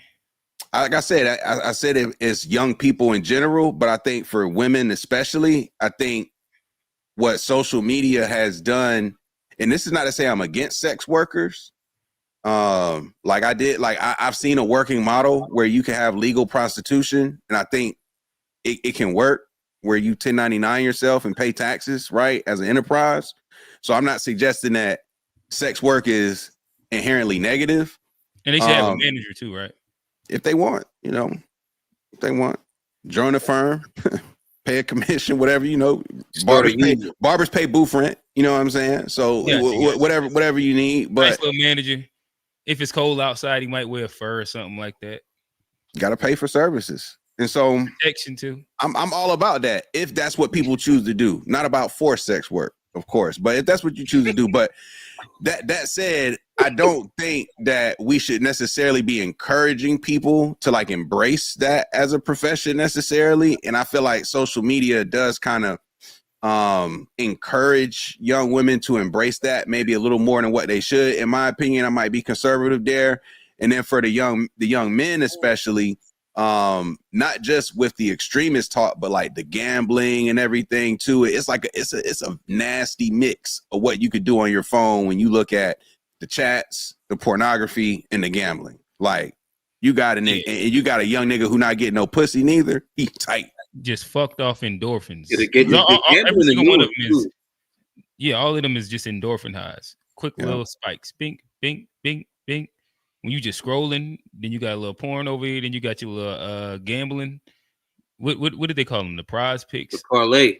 The parlays, the prize picks. You get a 3-leg parlay and then watch you some Ruby Rose or something like that. That's good night. The parlay goes straight to OnlyFans. Is wow. It is crazy. Man. Okay. All right. Let me see where we at with this. Okay. We'll try and hit this last one before we start bringing back up some of the guys. So dishonest, bad faith conversations and misinformation. Let's start here. Are we becoming lazier with vetting information and how we get our information? 100%. We're the headline generation. How many of us have been like deceived just because we don't want to read the whole article and think about how many headlines? And I have too fallen victim to quoting headlines and speaking in headlines and not having that. Damn. You say what? Then you be like, damn, they got me. They got me. I did not know all of that information. A nigga called your bluff and be like, damn, you got me. Yeah. So yes, we definitely but it's easy to read headlines and feel like you're informed by the way they write them. It's easy to like not even know that you're being lazy. You think, oh, I'm just being efficient. And so I will give us that benefit of a doubt that like they think there was a long time when we didn't realize what was happening. And now we're just coming to the realization that, oh, they be actually tricking us with a lot of this stuff. I gotta actually read the headline. I can't trust it. Where before I think it was just a lot of trusting going on. Yeah, G, talk to us about AI summaries. Man, it's making people less intelligent. It's making them lazy. And unfortunately, like at the end of the day, AI summary inherently, like it can give you a high level of a bunch of information, but you need to make sure that where the AI is pulling the information from has been a vetted source. That's the issue with the summaries. The AI is going to scrape all these different sources. Doesn't necessarily mean that these are peer-reviewed sources, empirical data. Like, it's just going to be pulling from different sources. So, I just feel like at the end of the day, even with all these tools, like they're great for productivity, great for efficiency, can really help people take their stuff to the next level. But when it comes to like having thorough research, I tend to lean towards like a more proven academic approach, if you will, like where you're using quote unquote scholarly research to make your arguments versus what people present on YouTube. Gotcha. I just like consistency. Where I will say, I think it's interesting when you can have a source and the source is valid only when it agrees with what I'm asking. Like, for example, like if I was the AI summary, something that goes directly against like one of your core beliefs, and is right there on the AI summary on Chat GPT, is it still a vetted source? Is this still a reliable source? Or now do we start bringing in, well, it's, it's white supremacy. It's, we can go with different things there. But see, that's the danger of the scary thing with AI. That's the scary thing is like the video. But like when you can just like start questioning the validity of sources based on how you feel, that's a dangerous world. That's the fake news world. The world where the truth don't really matter. It's about what people believe. If you get people to believe a lie, then that's more important than the actual truth. Hey, that's something Trump kind of like got the snowball started with the fake news. If we being real, like once Trump started talking fake news, it became like very Trump. Like, unfortunately, it's almost like a page out of, and this isn't me like saying, oh, he is, hell that guy. But this is a page out of their playbook, the big lie. If you say the big lie long enough, people just start believing it. And like he'll double down on some shit that's not even true, and he know it ain't true. And he'll just keep saying it. He really had some people thinking he was going to end that war day one. Like, because he said it over and over. He had people like, you can run down the thing that he'll speak over and over about doing, and then when it don't happen, be like, y'all niggas know I was just shitting you. He didn't even text Zelensky back on day one. He didn't even look over the book. Right. All right. So keeping on the conversation of, and we're about to start bringing y'all back up. Just speaking on the, like, in the conversation of a lot of these internet and specifically chat room conversations, instead of bridging the gap, is it actually pushing us further away from honest conversations, real conversations?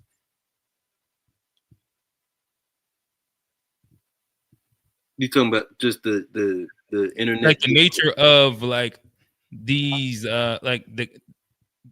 these conversations. And again, like this is speaking like the keyboard warriors. The nature of these are these conversations bridging the gap? Are people seeking nuanced conversations within these spaces, or is this a space where people just be trying to get their shit off and they just want to yell what their allegiance is, and that's it? Yeah, in my opinion, I think the average person is on there to be right. Mm-hmm. They're not seeking understanding. They're not seeking they're not really seeking any kind of open. They're really up here to have an argument about who's right or wrong, and they want to make sure that they're right. And if it, or conversely, they want to just get up here to tell you that you're wrong. That's typically what it is. You're either I'm either right or you're wrong. Nothing in between really matters. Right. Yeah, right. I think two things could be true at once. I think there is a segment like that's prone to be, that's closed-minded, that's prone to be, that's susceptible to, getting in this disingenuous conversation, getting in niches, getting in the echo chambers. But I think if you use the internet right, if you're actually like somebody who's intentional, I think there's a lot of like stuff that you can build. And I think for some people, I think it does foster closer, progressive conversations. I think there's some people that use it to, do their own agenda and, say what they want to say and not necessarily build. But I think both happen. I've seen examples of, yeah, for sure, both of them happen. But what happens most, I probably is this discourse, it's dividing us for the most part, but it doesn't have to be that way. Yeah. To answer TBIs, like that wouldn't be my take. Again, I'm just for consistency of sources. That's what I would say. And like I know that if Google works for one answer, then let's make sure it works for all, and not selective usage of what sources does apply. I'm cool with either, whatever. Like again, I'm a principle man. So like whatever we set the principle of when we're having a conversation, we could just keep it at that, but not selectively moving the goalposts when it's beneficial for our argument. And when it comes to using scholarly articles verbatim, like I don't think that's what I'm trying to suggest either. What I'm simply saying is don't just rely on reading a summary. Check the source of the summary and speak to where the actual source of the information versus just screenshotting what ChatGPT summarized. Like, what about your thoughts on the data versus ChatGPT? Like that's kind of the other funny thing about chat warriors is if you ask for clarity, they always want to post somebody else's explanation. Like, why can't people speak for themselves with their own thoughts and reflections and ideas? And that's something that's like, even growing up, like, from having to do like works cited pages and being in AP and IB classes, like one of the big things was like not necessarily answering, like taking tests and knowing, like being able to regurgitate information, but it was like coming up with your own thoughts on information. And the biggest thing with works cited pages, annotated bibliographies, you could say whatever you wanted to on something, but if you could reference it, and you had to know how to do the footnotes. And I remember like different sources, you had to cite them differently. And I remember like having a worksheet of like how to cite different sources. But that's so important now in today's age when you have fake news, you have just like headlines, and you have so much garbage out there. You have to be able to sort through the information and know what's actually good information, what's actually bad information. A lot of these algorithms, you hear something with like, our CRM, they say trash in, trash out. If you just intaking a bunch of trash, then when you get online and you start to have these conversations, a lot of the things you're gonna regurgitate and the talking points are just gonna be trash. So I think that's an important thing is when we're doing this, don't like the lazy, you have to look at the sources. It's so important in today's world on the internet. Gotcha. All right. So fellas, we'll go like this. We'll go Quincy Old Man, Unc, and then CNG215. Just kind of in order of appearance on here. I'm gonna put like a good 2 to 3 minutes. So I'll matter of fact, I'll pull up the timer, but I'll put 3 minutes on the clock. Everybody kind of get your shit off. Let us know. We hit a bunch of points. So agree, disagree. The floor will be yours for those 3 minutes. Then we'll kind of move on. Then we'll go into like an open dialogue part. Quincy, floor is yours, brother.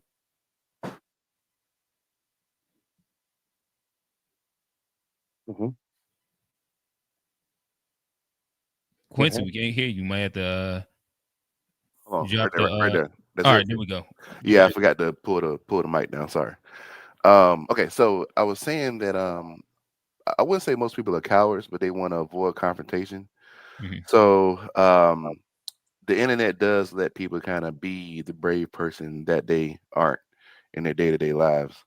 Second note I made was that one of the main problems with social media, mainly like with Twitter and TikTok, is that you have a lot of people from all corners of the world crossing paths and seeing each other's thoughts that really shouldn't see it. You remember back, about a decade or so ago, we used to be on the what's it the message boards. You go to a website and the website has a message board and everybody's like, there for that article. But we all was kind of off in our own corners of the internet, right? And then Twitter kind of, to a certain degree, kind of did away with that. Everybody's just on Twitter now, right? And so now you're crossing paths with people that you typically wouldn't even bump into at all. Um, which does lead into a lot of conflict, and people are more apt to tune in and respond to negativity than they are to positivity. Y'all mentioned who's susceptible. I always struggle with that word. Yeah, susceptible. Yeah. My man broke it down with two different ways with the women and the guys. I will say with women, what I've seen is that there are always it is always a woman or a group of women going through breakups and going through niggas ain't shit phase, right? That's always going to be happening. So no matter when you tune in on Twitter, somebody going through that phase and everybody go chime in, right? So I think like that's what I see a lot of times with the women, mainly on Twitter. And then when it comes to the guys, when we talk about guys be getting uh radicalized and all that stuff, I say specifically with guys, what I've seen is that there's no public, mature, honest discourse about men and what men go through, right? And because it's not, then they go into these pockets, and they say I never listen to them, but like Andrew Tates of the world or the Red Pills of the world, which they'll drop some truths about the trials and tribulations of what it means to be a man, but then they sprinkle their own BS in it, right? But then you'll have, like, say, responsible channels out there. I won't shout out on that, but we'll just say those that you view as responsible, but because they don't want to get into criticizing women, they would never ever have honest discussions about the genders. So that does that does kind of funnel guys into these bad cracks of the internet, because that's the only place that people are being honest about the interactions between men and women, and a lot of times the ills that women can cause. Last thing, yeah, people go into echo chambers, man. An example, your boy Tariq is always online every night, but I be seeing people on a Pan African channel calling in to complain about Tariq. So when they can call in to Tariq any night of the week, but they don't. They call into the Pan African channel to complain about him. So yeah, people do prefer to stay in the echo chambers instead of going directly to the source if they disagree with somebody. So that was all. All right, gotcha. Old man, talk to me.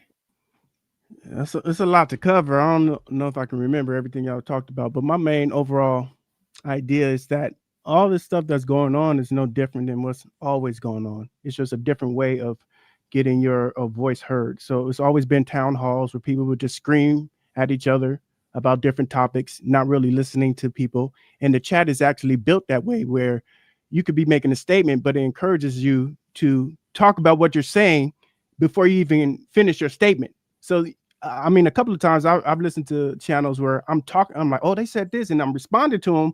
But then as I listen more, I'm like, oh, I get where they're going. So I would delete my comment. I don't know how many people are doing that, right? So it's funny because growing up, I didn't like reading, right? But I find myself reading more with all this online communication. So I'm trying to figure out, if people, they say literacy is down and people don't really know how to read, maybe they do know how to read, but they don't know how to comprehend. Yeah, great point. I think that's the real big issue with today's people. So come back to me later. I'll try to remember what else I was thinking about. Gotcha. Now, listen, having conversations with people that lack comprehension, it's its own interesting thing. Talk to us.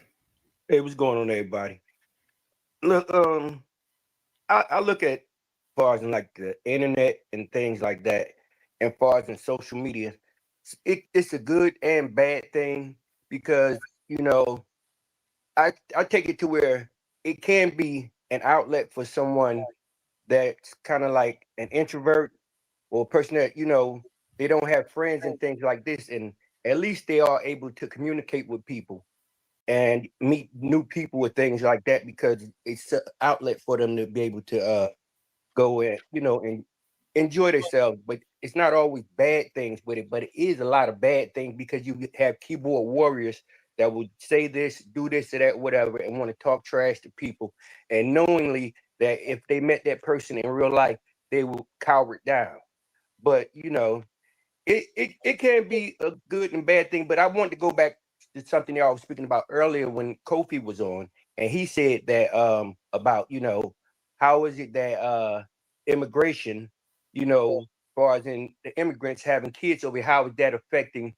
Because it's simple as like this right here. If you have a family, right? You have a family and y'all have 3 children, and y'all income and everything is doing well for them 3 children. But then one day your wife come in and be like, I want to adopt 3 more. Now them 3 more children are going to take away from what you already have in there, because you already are allotted about how much money you have and your spending and everything. Is going to take away. And when the immigrants come over here and have these children, they're taking away from the essence of far as in all the financial things and even schools and things or anything that comes from the children that are over here already.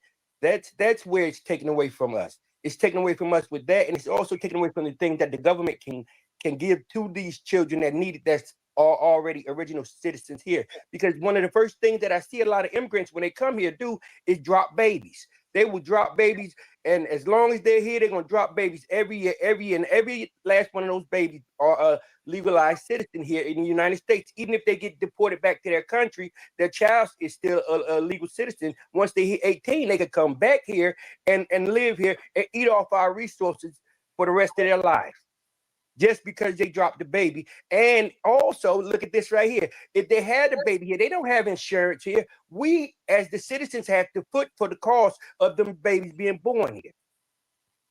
That's how they're eating away from us, because they're taking away from things that are here for the natural citizens. That's my take on it.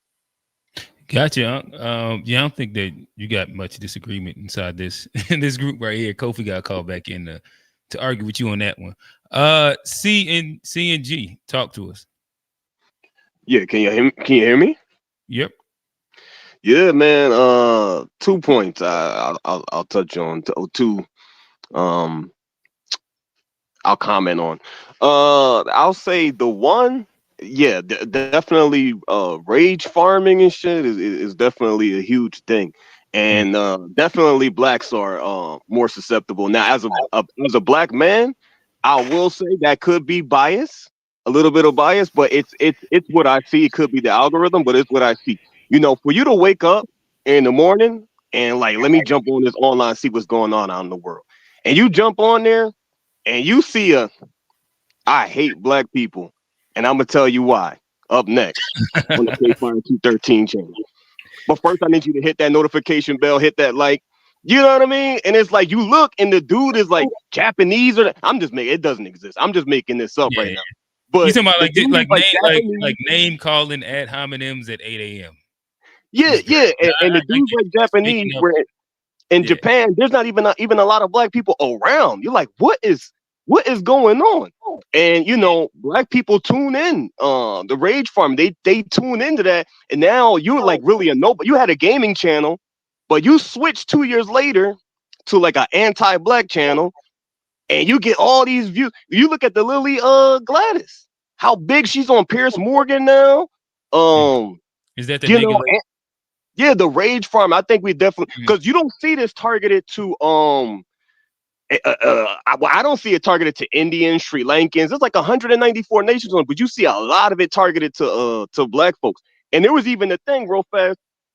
There was even a thing where I'm talking to some black people. They even considering it, where you jump into the MAGA space as a black conservative and you getting paid. There recently was a black woman who jumped into the MAGA space talking about she hate black people. She didn't really do it. She just wanted to see what would happen. She got over like $200,000 paid off all her student loan debt, It was recently posted on Richie Undisputable. Yeah, man. So rage farm is a real thing. People, and you even got some black people who are, it's profitable to rage farm. You know, get people angry, and yeah. So that's my take on that. No, I think that is a very that's an interesting spot that I can actually use a segue a little bit. I do think that there's it's become very popular within the black sphere to rage farm. And I think that rage farming kind of manifests itself in a lot of different ways. But black division and infighting is at an all-time high, in my opinion, on the algorithm.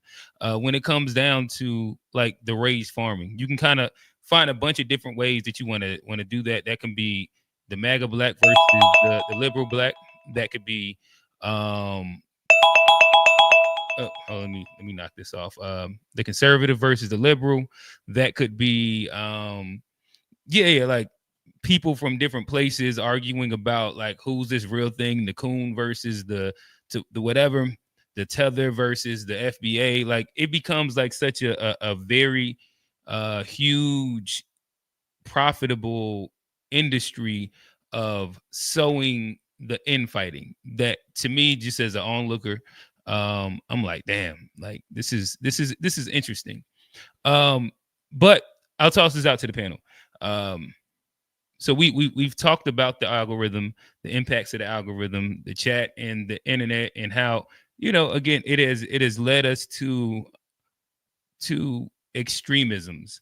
It has led us to like volatile conversations. I'll ask this one to push the conversation forward. Internet activism. What is y'all thoughts on that? We can start there. Is there value in internet activism? It's necessary. It's the safest thing to do. Safest thing to do. Okay.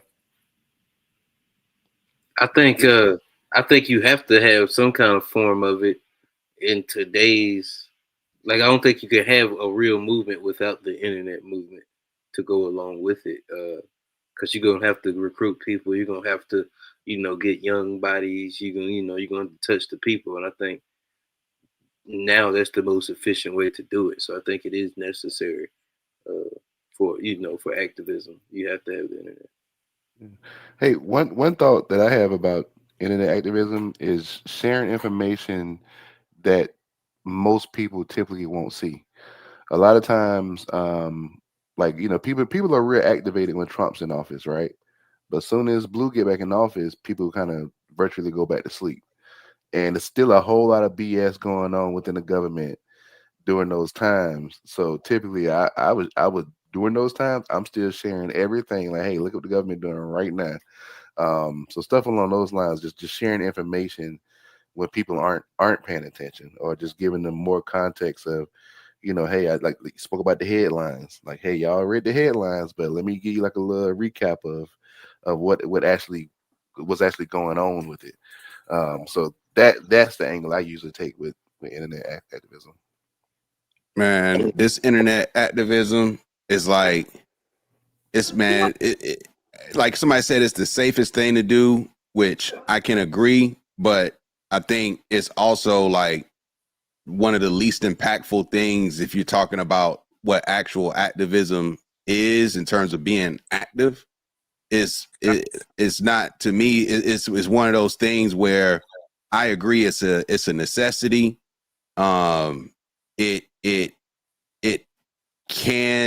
It matters, but in terms of actual impact to the outcome and the goal, I think it loses value when people get in their heads that because they're activating on the internet that they've actually put forth some material work towards that cause.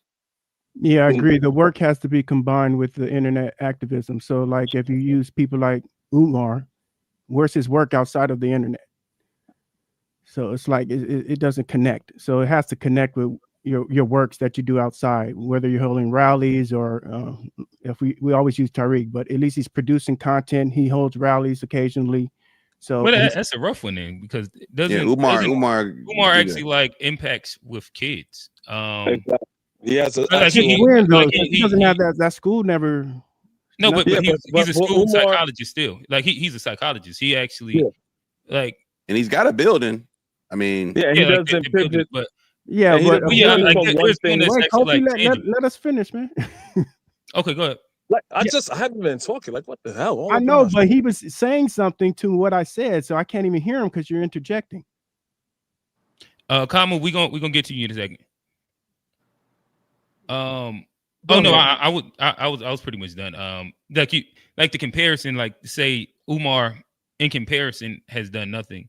I think it's just an interesting point. Like when whether you like what he does or doesn't, I think that he's kind of like off the internet more than he's on the internet. When you look at like his work, whether like you agree or disagree with his psychology work, school speeches, but he was an actual school psychologist that worked with Black boys and was protecting them from misdiagnosis of what is it, like the IEPs, the individual education plans that in essence gets a lot of kids railroaded directly into the prison school to prison pipeline.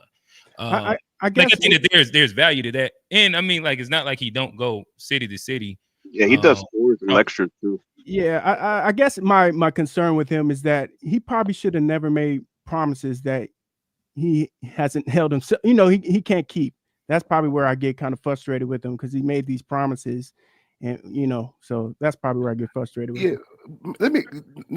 You know what? To defend Umar, people ain't got nothing to say about those 3 chicks from Black Lives Matter stealing all that blood money. Like nobody got nothing to say. And this ain't. That's because they be quiet. They faded to the background. They don't be looking for spotlight no more. They have like they got their property themselves. So like, and this ain't to the brother who was speaking, but it's just every time I see people complain about Umar, I'm like, y'all let those 3 chicks get out scot-free with that $90 million that was blood money that was supposed to be for the Black community, and nobody say nothing about that, but they always got something to say about where Umar's school at. So I don't know. It's just always a little. It just irks me that they just get off scot-free, but Umar can't even cough with somebody saying where the school at. Well, I wouldn't say they get off scot-free. You just don't hear. You might not be in the panels or the discussions that people are complaining about it. Well, what's been the consequence? I think that those women should be held accountable, though. They should, but no one speaks on it. You're right. No one does speak on it, and it's wrong. Yeah, there's no content created behind it, I guess is what you're saying. But real quick though, I think that social media algorithms, they are capturing people's attention by what angers them, like whatever makes you angry, that's what you pay more attention to. It puts people in different information silos where you are likely to see things you already agree with, and it polarizes people to the extreme, so that people who like Umar are going to be in one information silo, people who hate him are going to be in another one, and unless it is really polarizing people, and I think it has multiple effects. It means that like different like the FBA movement, I think it's a social media contagion, kind of like the cinnamon challenge or eating Tide Pods. People get on these online spaces and they decide, okay, I'm a Black Indian, I'm an FBA, I'm a Moor. All these things are propagating like a contagion because of social media. So we're seeing a lot of effects as a direct result of people staring at screens for hours at a time. Hey, Chuko, I just want to say, reply to that. These conversations have been going on in Black community before the internet was even a thing. So it's just that you might be hearing it more, but we've always had these conversations in my household and the people I'm always around. So, but I've seen people go from I'm a Black Indian to I'm a FBA to I'm a Moor in the space of a year. The same individual. So FBA includes all of those people if you understand the definition of a lineage. Right, yeah. But it's really people who are like low IQ people. They're more susceptible. I think this affects children and people who are not very bright. They're more susceptible to these identity cults that you see online. You can look at a video and decide that I am an Indian.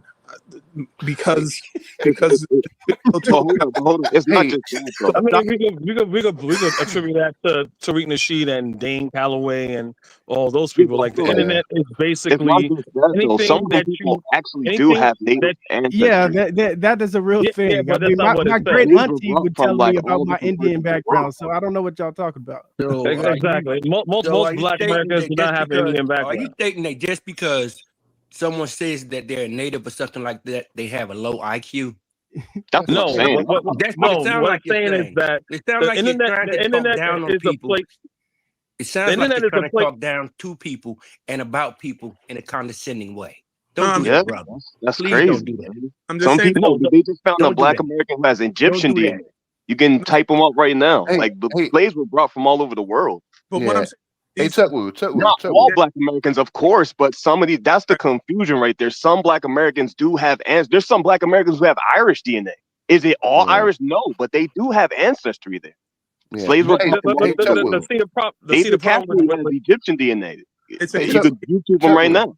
Can I ask Chuck Will a question? Hey, Yeah, Chuck go Will, where where are you? Like, what are you? Are you Caribbean, African? And like, where are you? What are you and where are you?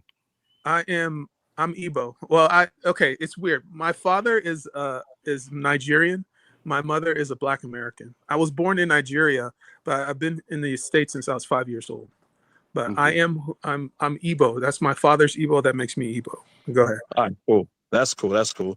But basically, what I'm saying when it comes to the internet and the rage wars is like people used to call the TV back in the days. Back in the days, I'm gonna show my age where, especially if you didn't have cable, they called it the idiot box because they didn't agree with some of the programming on there.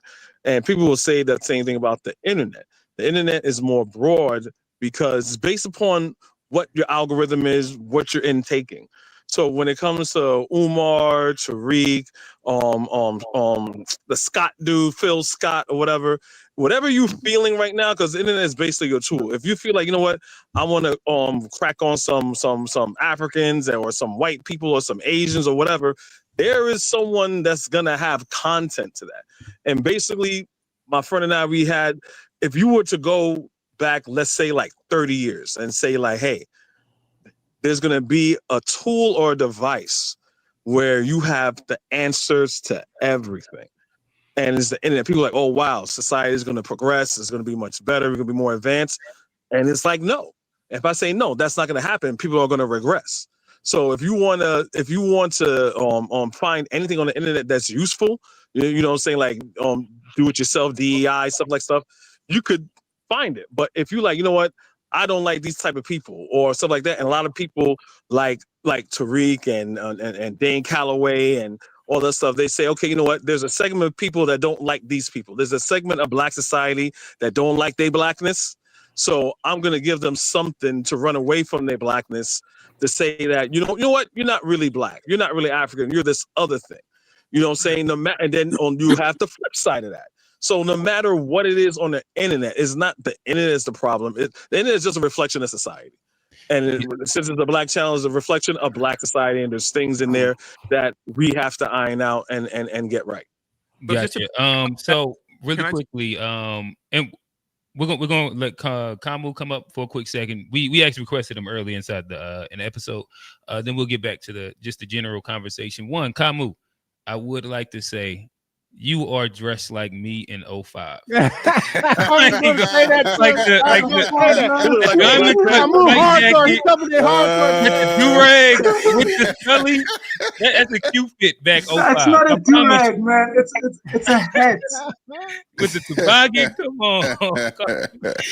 Not Kofi, Kamu. But now, Kamu, talk to us about the South African stuff. I know you have an opinion. You're there. They're saying that they are refugees. It is a genocide happening out there. Did y'all turn it up on them? Are they crying wolf? Yeah, talk to us. The South African president.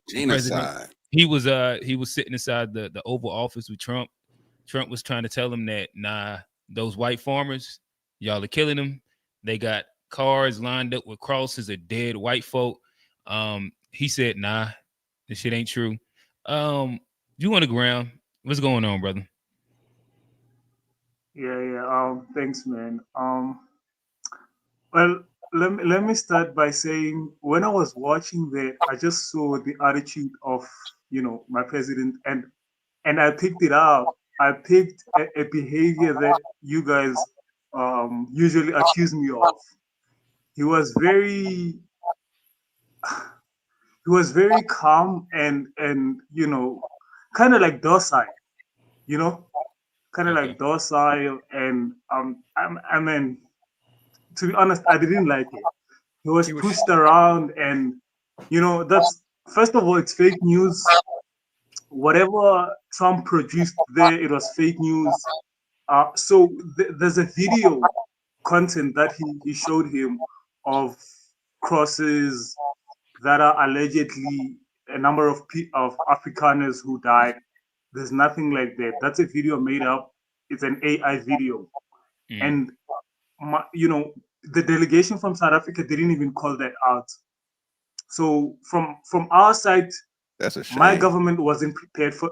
It seems like they weren't prepared for that. It really pissed us off, bro. They weren't prepared for that because Donald Trump has been standing on business. The first time he started those allegations, he used the very same documentary, which is made up, AI, Elon Musk manipulating it and stuff like that. So I don't think they were prepared to the teeth, but they tried to reject allegations and stuff like that. Obviously, there's no genocide going on in South Africa, and white people are just crybabies. They don't want equality. There's been some legislative amendments lately about land that they have stolen. We're So taking back our clarity, land, y'all. and So for clarity, y'all are not running down on those white folks on the farm. nah, bro. Nah, I mean, black people. Black folks are not like that, man. We if that was the case, we would have long finished them. So now they brought up this struggle song. Kill the boer, kill the farmer. And we've been singing that song for decades, bro. And none of that has happened. We've never must organized and attack them in any way, shape, or form. So I was just disappointed with how my government dealt with it, and I think they were bullied around. Man, from my side as a Pan Africanist, they had no business being in America. I mean, they were always going to be undermined, and white supremacy, bro, doesn't give a fuck about what Africans think or. Yeah, man, they were always going to be undermined, and that's what exactly happened. And honestly, I'm just pissed. Gotcha. All right. So yeah, fellas, I'm gonna give everybody about a good 2 minutes. I'll put the timer up. Just to kind of give some closing thoughts, closing statements. We'll go around the horn. We'll start with Old Man, go to Quincy, Chekwu, Kofi, CNG, Unk, and then Kamu. Old Man, talk to us. I'll leave the South African stuff to the people that live there. Kofi, take note. What I want to say is that don't get butthurt when I call you out, because you like calling me out. When I Kofi, call take you out, note. you forget stuff. Kofi, take note. I take note. I'm an American citizen just like you, so take note.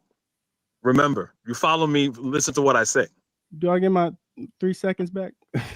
Go ahead. I won't even be that. I won't even be that long. So what I wanted to talk about is that so I think we mentioned about going back to the chat and the communication and fake news. The thing that's beneficial about all this internet stuff is that we can rebuttal somebody right away, instantly. Before, like how G was talking about, we used to have peer review. We have peer review, and it's scholarship people that are saying this is how things were and history is. And we know that we've been being fed incorrect and false and fake history forever through the school system. So now we have access to information, so we can rebuttal that right away. And I think that's a benefit to all this internet communication and chat and Google AI and all that stuff. That's all I have. All right. Who is that? Kofi. Yeah. Shout out to you. Oh, my bad. And my bad. And Quincy then Checkwu. I ain't see y'all at the bottom. But yeah, go ahead, Kofi. Yeah.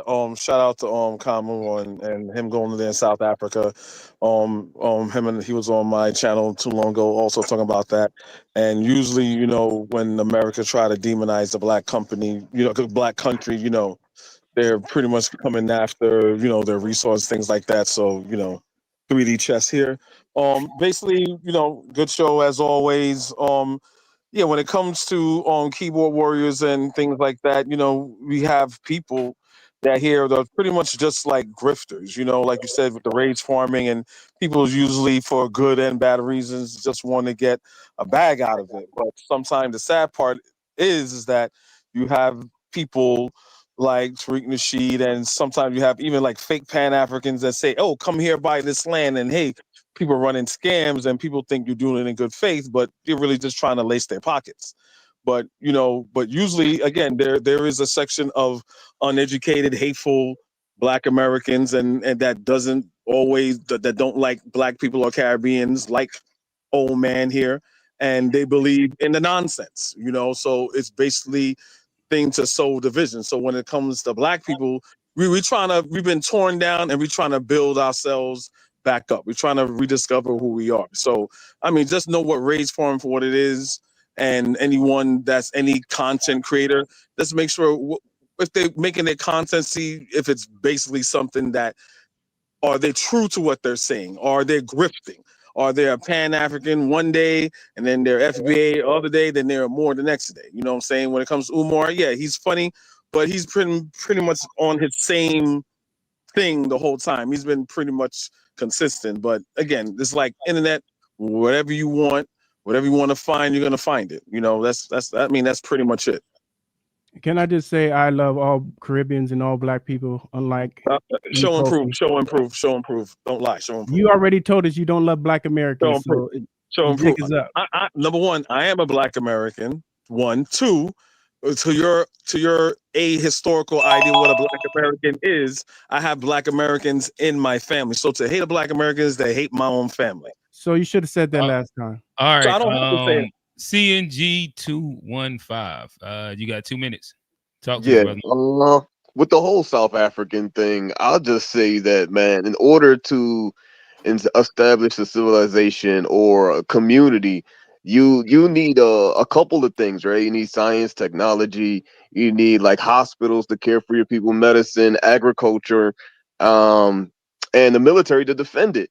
If the people in South Africa is going through a genocide, usually during war times, there's no time to stop and build a community. They got a all white. I watched the documentary. It's like a couple-hour documentary. They got an all white town in South Africa that they just established with a bank. Right? They have political races over there for their town. They got their currency going. Like if they being genocide, when do they find the time to that? You don't see this nowhere else in homogenous you get what I'm saying, regions of the world, and like a China where Black people just build a all Black community in China or Norway or Sweden. You get what I'm saying? So when do they find a time while being genocide to build a all white community with a military defense that's being backed by Israel? Like what are we like? You know what I mean? So that's my thing on that. Facts. My question is just to chime in. Instead of running to America, why didn't that town take those Afrikaners there? Because I'm pretty sure they would have welcomed them. That I found that to be also odd. Good point. There you go. There you go. I agree. All right. Talk to us. He stole everything I was about to say about that white town. It makes I want to ask. I want to ask Camus because Camus is over there, and I'm wondering, like he said, if they could build a whole white town over there, what they're doing, all of that stuff, how is it that they are getting treated bad if they are such a minority, but they have so much power? They actually have their own currency. They have that's in the middle of South Africa with all those Black people. They have their own town where no Black people can come into, and then then Trump. That just shows you how ignorant he is. For him not to know that his own stuff, if they have a white town, just send them there. Why bring them halfway across the world to put more pressure on us? And you talking about the immigrants taking things from us. Let me ask you this: do you think that is ignorance or intentional? It's intentional ignorance on his behalf, both of them, because he's an idiot. And most of the things, like he'll say something and say, "I made up a word." That's just the things he does. He just, he freestyles everything. Groceries. I made up the word groceries. Yeah, he'll say, "Yeah, I just made it up. Listen to the word. It's groceries. I just made that word up. Look, I did look it up. I did." And that's and people will follow him and believe that. But he bring these people over here. All he did was work white trash over here. That's what he did. That's who they are. White trash.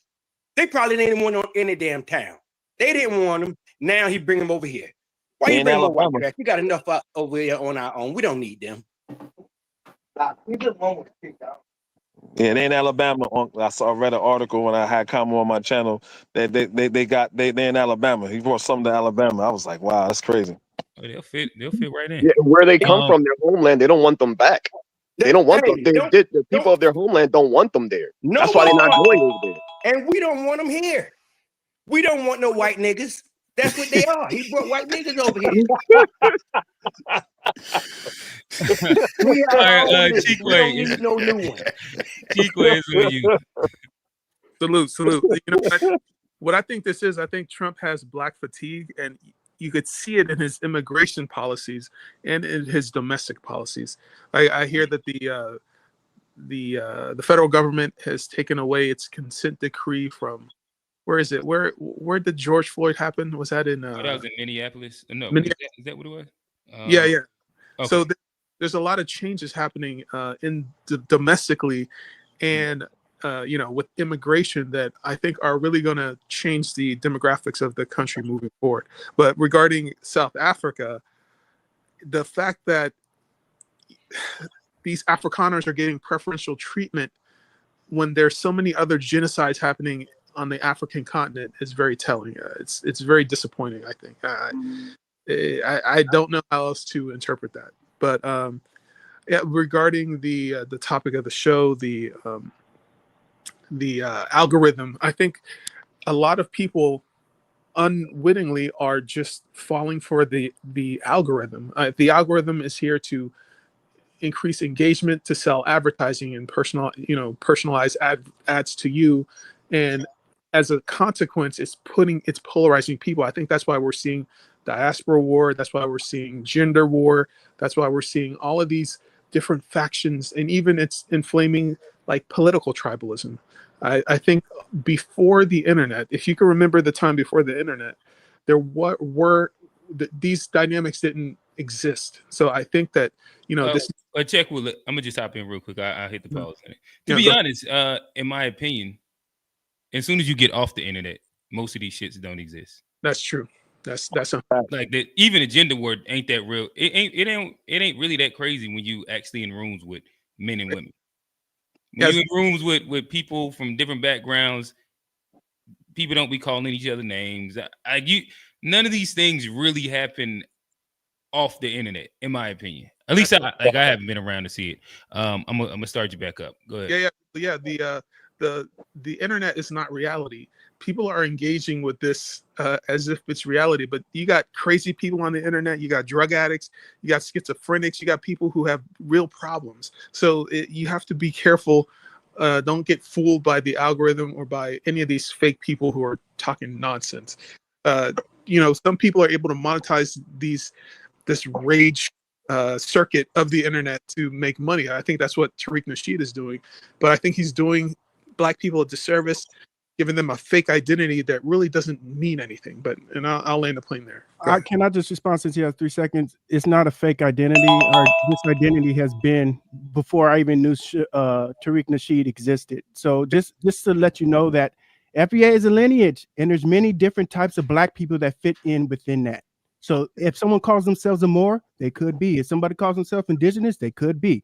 So you just have to have that understanding. Hey fellas, I know y'all want to go back and forth. Let's let Quincy get his 2 minutes off. Go ahead. Quincy, talk to us, brother. Yeah. All right. I had just 3 main points. There's a lot of confusion with our identities, and I think that's intentional.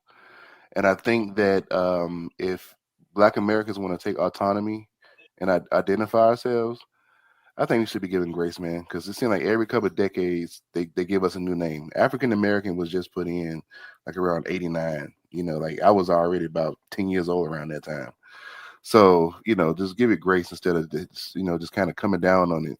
My man, you said you half Nigerian, half Black American. So you should see it from both sides where, I don't know the Nigerian history, but I'm not sure if you all's identity has been attacked and remixed and, in the same frequency or manner that Black Americans have. So just give us some grace, man. The other thing is about what's on the internet and what's in real life. Mm-hmm. I'm not going to say that's not true. I would just say the way I look at it is we, for us that live in the South, we know how it is when we in person with white people. And we know when you're in person with white people, they'll smile, they'll be cool. But we know they had different kind of conversations behind closed doors. To me, I think that's how I kind of view the internet, like where people are in person. Like I said earlier, people they want to avoid confrontation. So they'll smile it up in your face, but they'll feel how they feel, They get behind behind closed that doors. keyboard and Yeah, type the yeah. most explosive thing. And right. And then two more quick things. I say I got 22 seconds. I might go with 2 quick things. We don't know what goes on in other communities because we don't speak their languages. So a lot of times, somebody made a comment earlier about this doesn't happen in other communities. The truth is, one of the bad things, I guess, per se about being a Black American, just really quick, man, is that we do speak English. We do have a big platform, a big worldwide platform, and everybody's looking at us. Everybody understands us. All of our dirt is in Front Street, right? But everybody else got dirt too. The difference is we don't speak their languages, and they dirt in Front Street globally, spread around the way ours is. So I think we got to ease up on saying, well, this only happens in the Black community. It don't happen in other communities. And then one other thing. This is just about the word Black, and this is all right, Quincy, you running them down, bro. Go okay. This is the last 20 thing. seconds. All right. 20 seconds. The word Black being the way the word Black is used online causes more confusion than not, because you would have somebody overseas, let it be in the Caribbean or in Africa or wherever in the UK, that would be complaining about Black men or Black women, but they really ain't talking about like maybe some Ghanaians or maybe some Trinidadians or something, but they don't say that. They say Black men and Black women, and then you have American Black people jumping in on it and putting our 2 cents in it, when the truth is they was never talking about us in the first place. They was talking about they people. So I think that just also adds a bunch of confusion to and a bunch of like arguing online between Black folks. So Gotcha. All right, so fellas, I know everybody nipping at the bits to hop in. Let me close out the show that we can just kind of hang out here inside the after show and continue the conversation. So this has been another great episode of Unpack.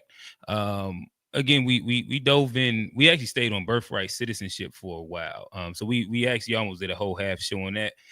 We touched on the South African thing. We got our guy Kamu to actually call in live from the land of South Africa. And then the keyboard warriors. Yeah. We got a decent, really decent conversation based around that. Every Wednesday, 9:30, it is Unpacked. We have a Discord that runs all throughout the week. Make sure y'all join it. It's inside the description. I'll make sure I post it inside the actual comments on the video. But again, this has been a great episode. Appreciate everybody listening. And like that, we out. Peace.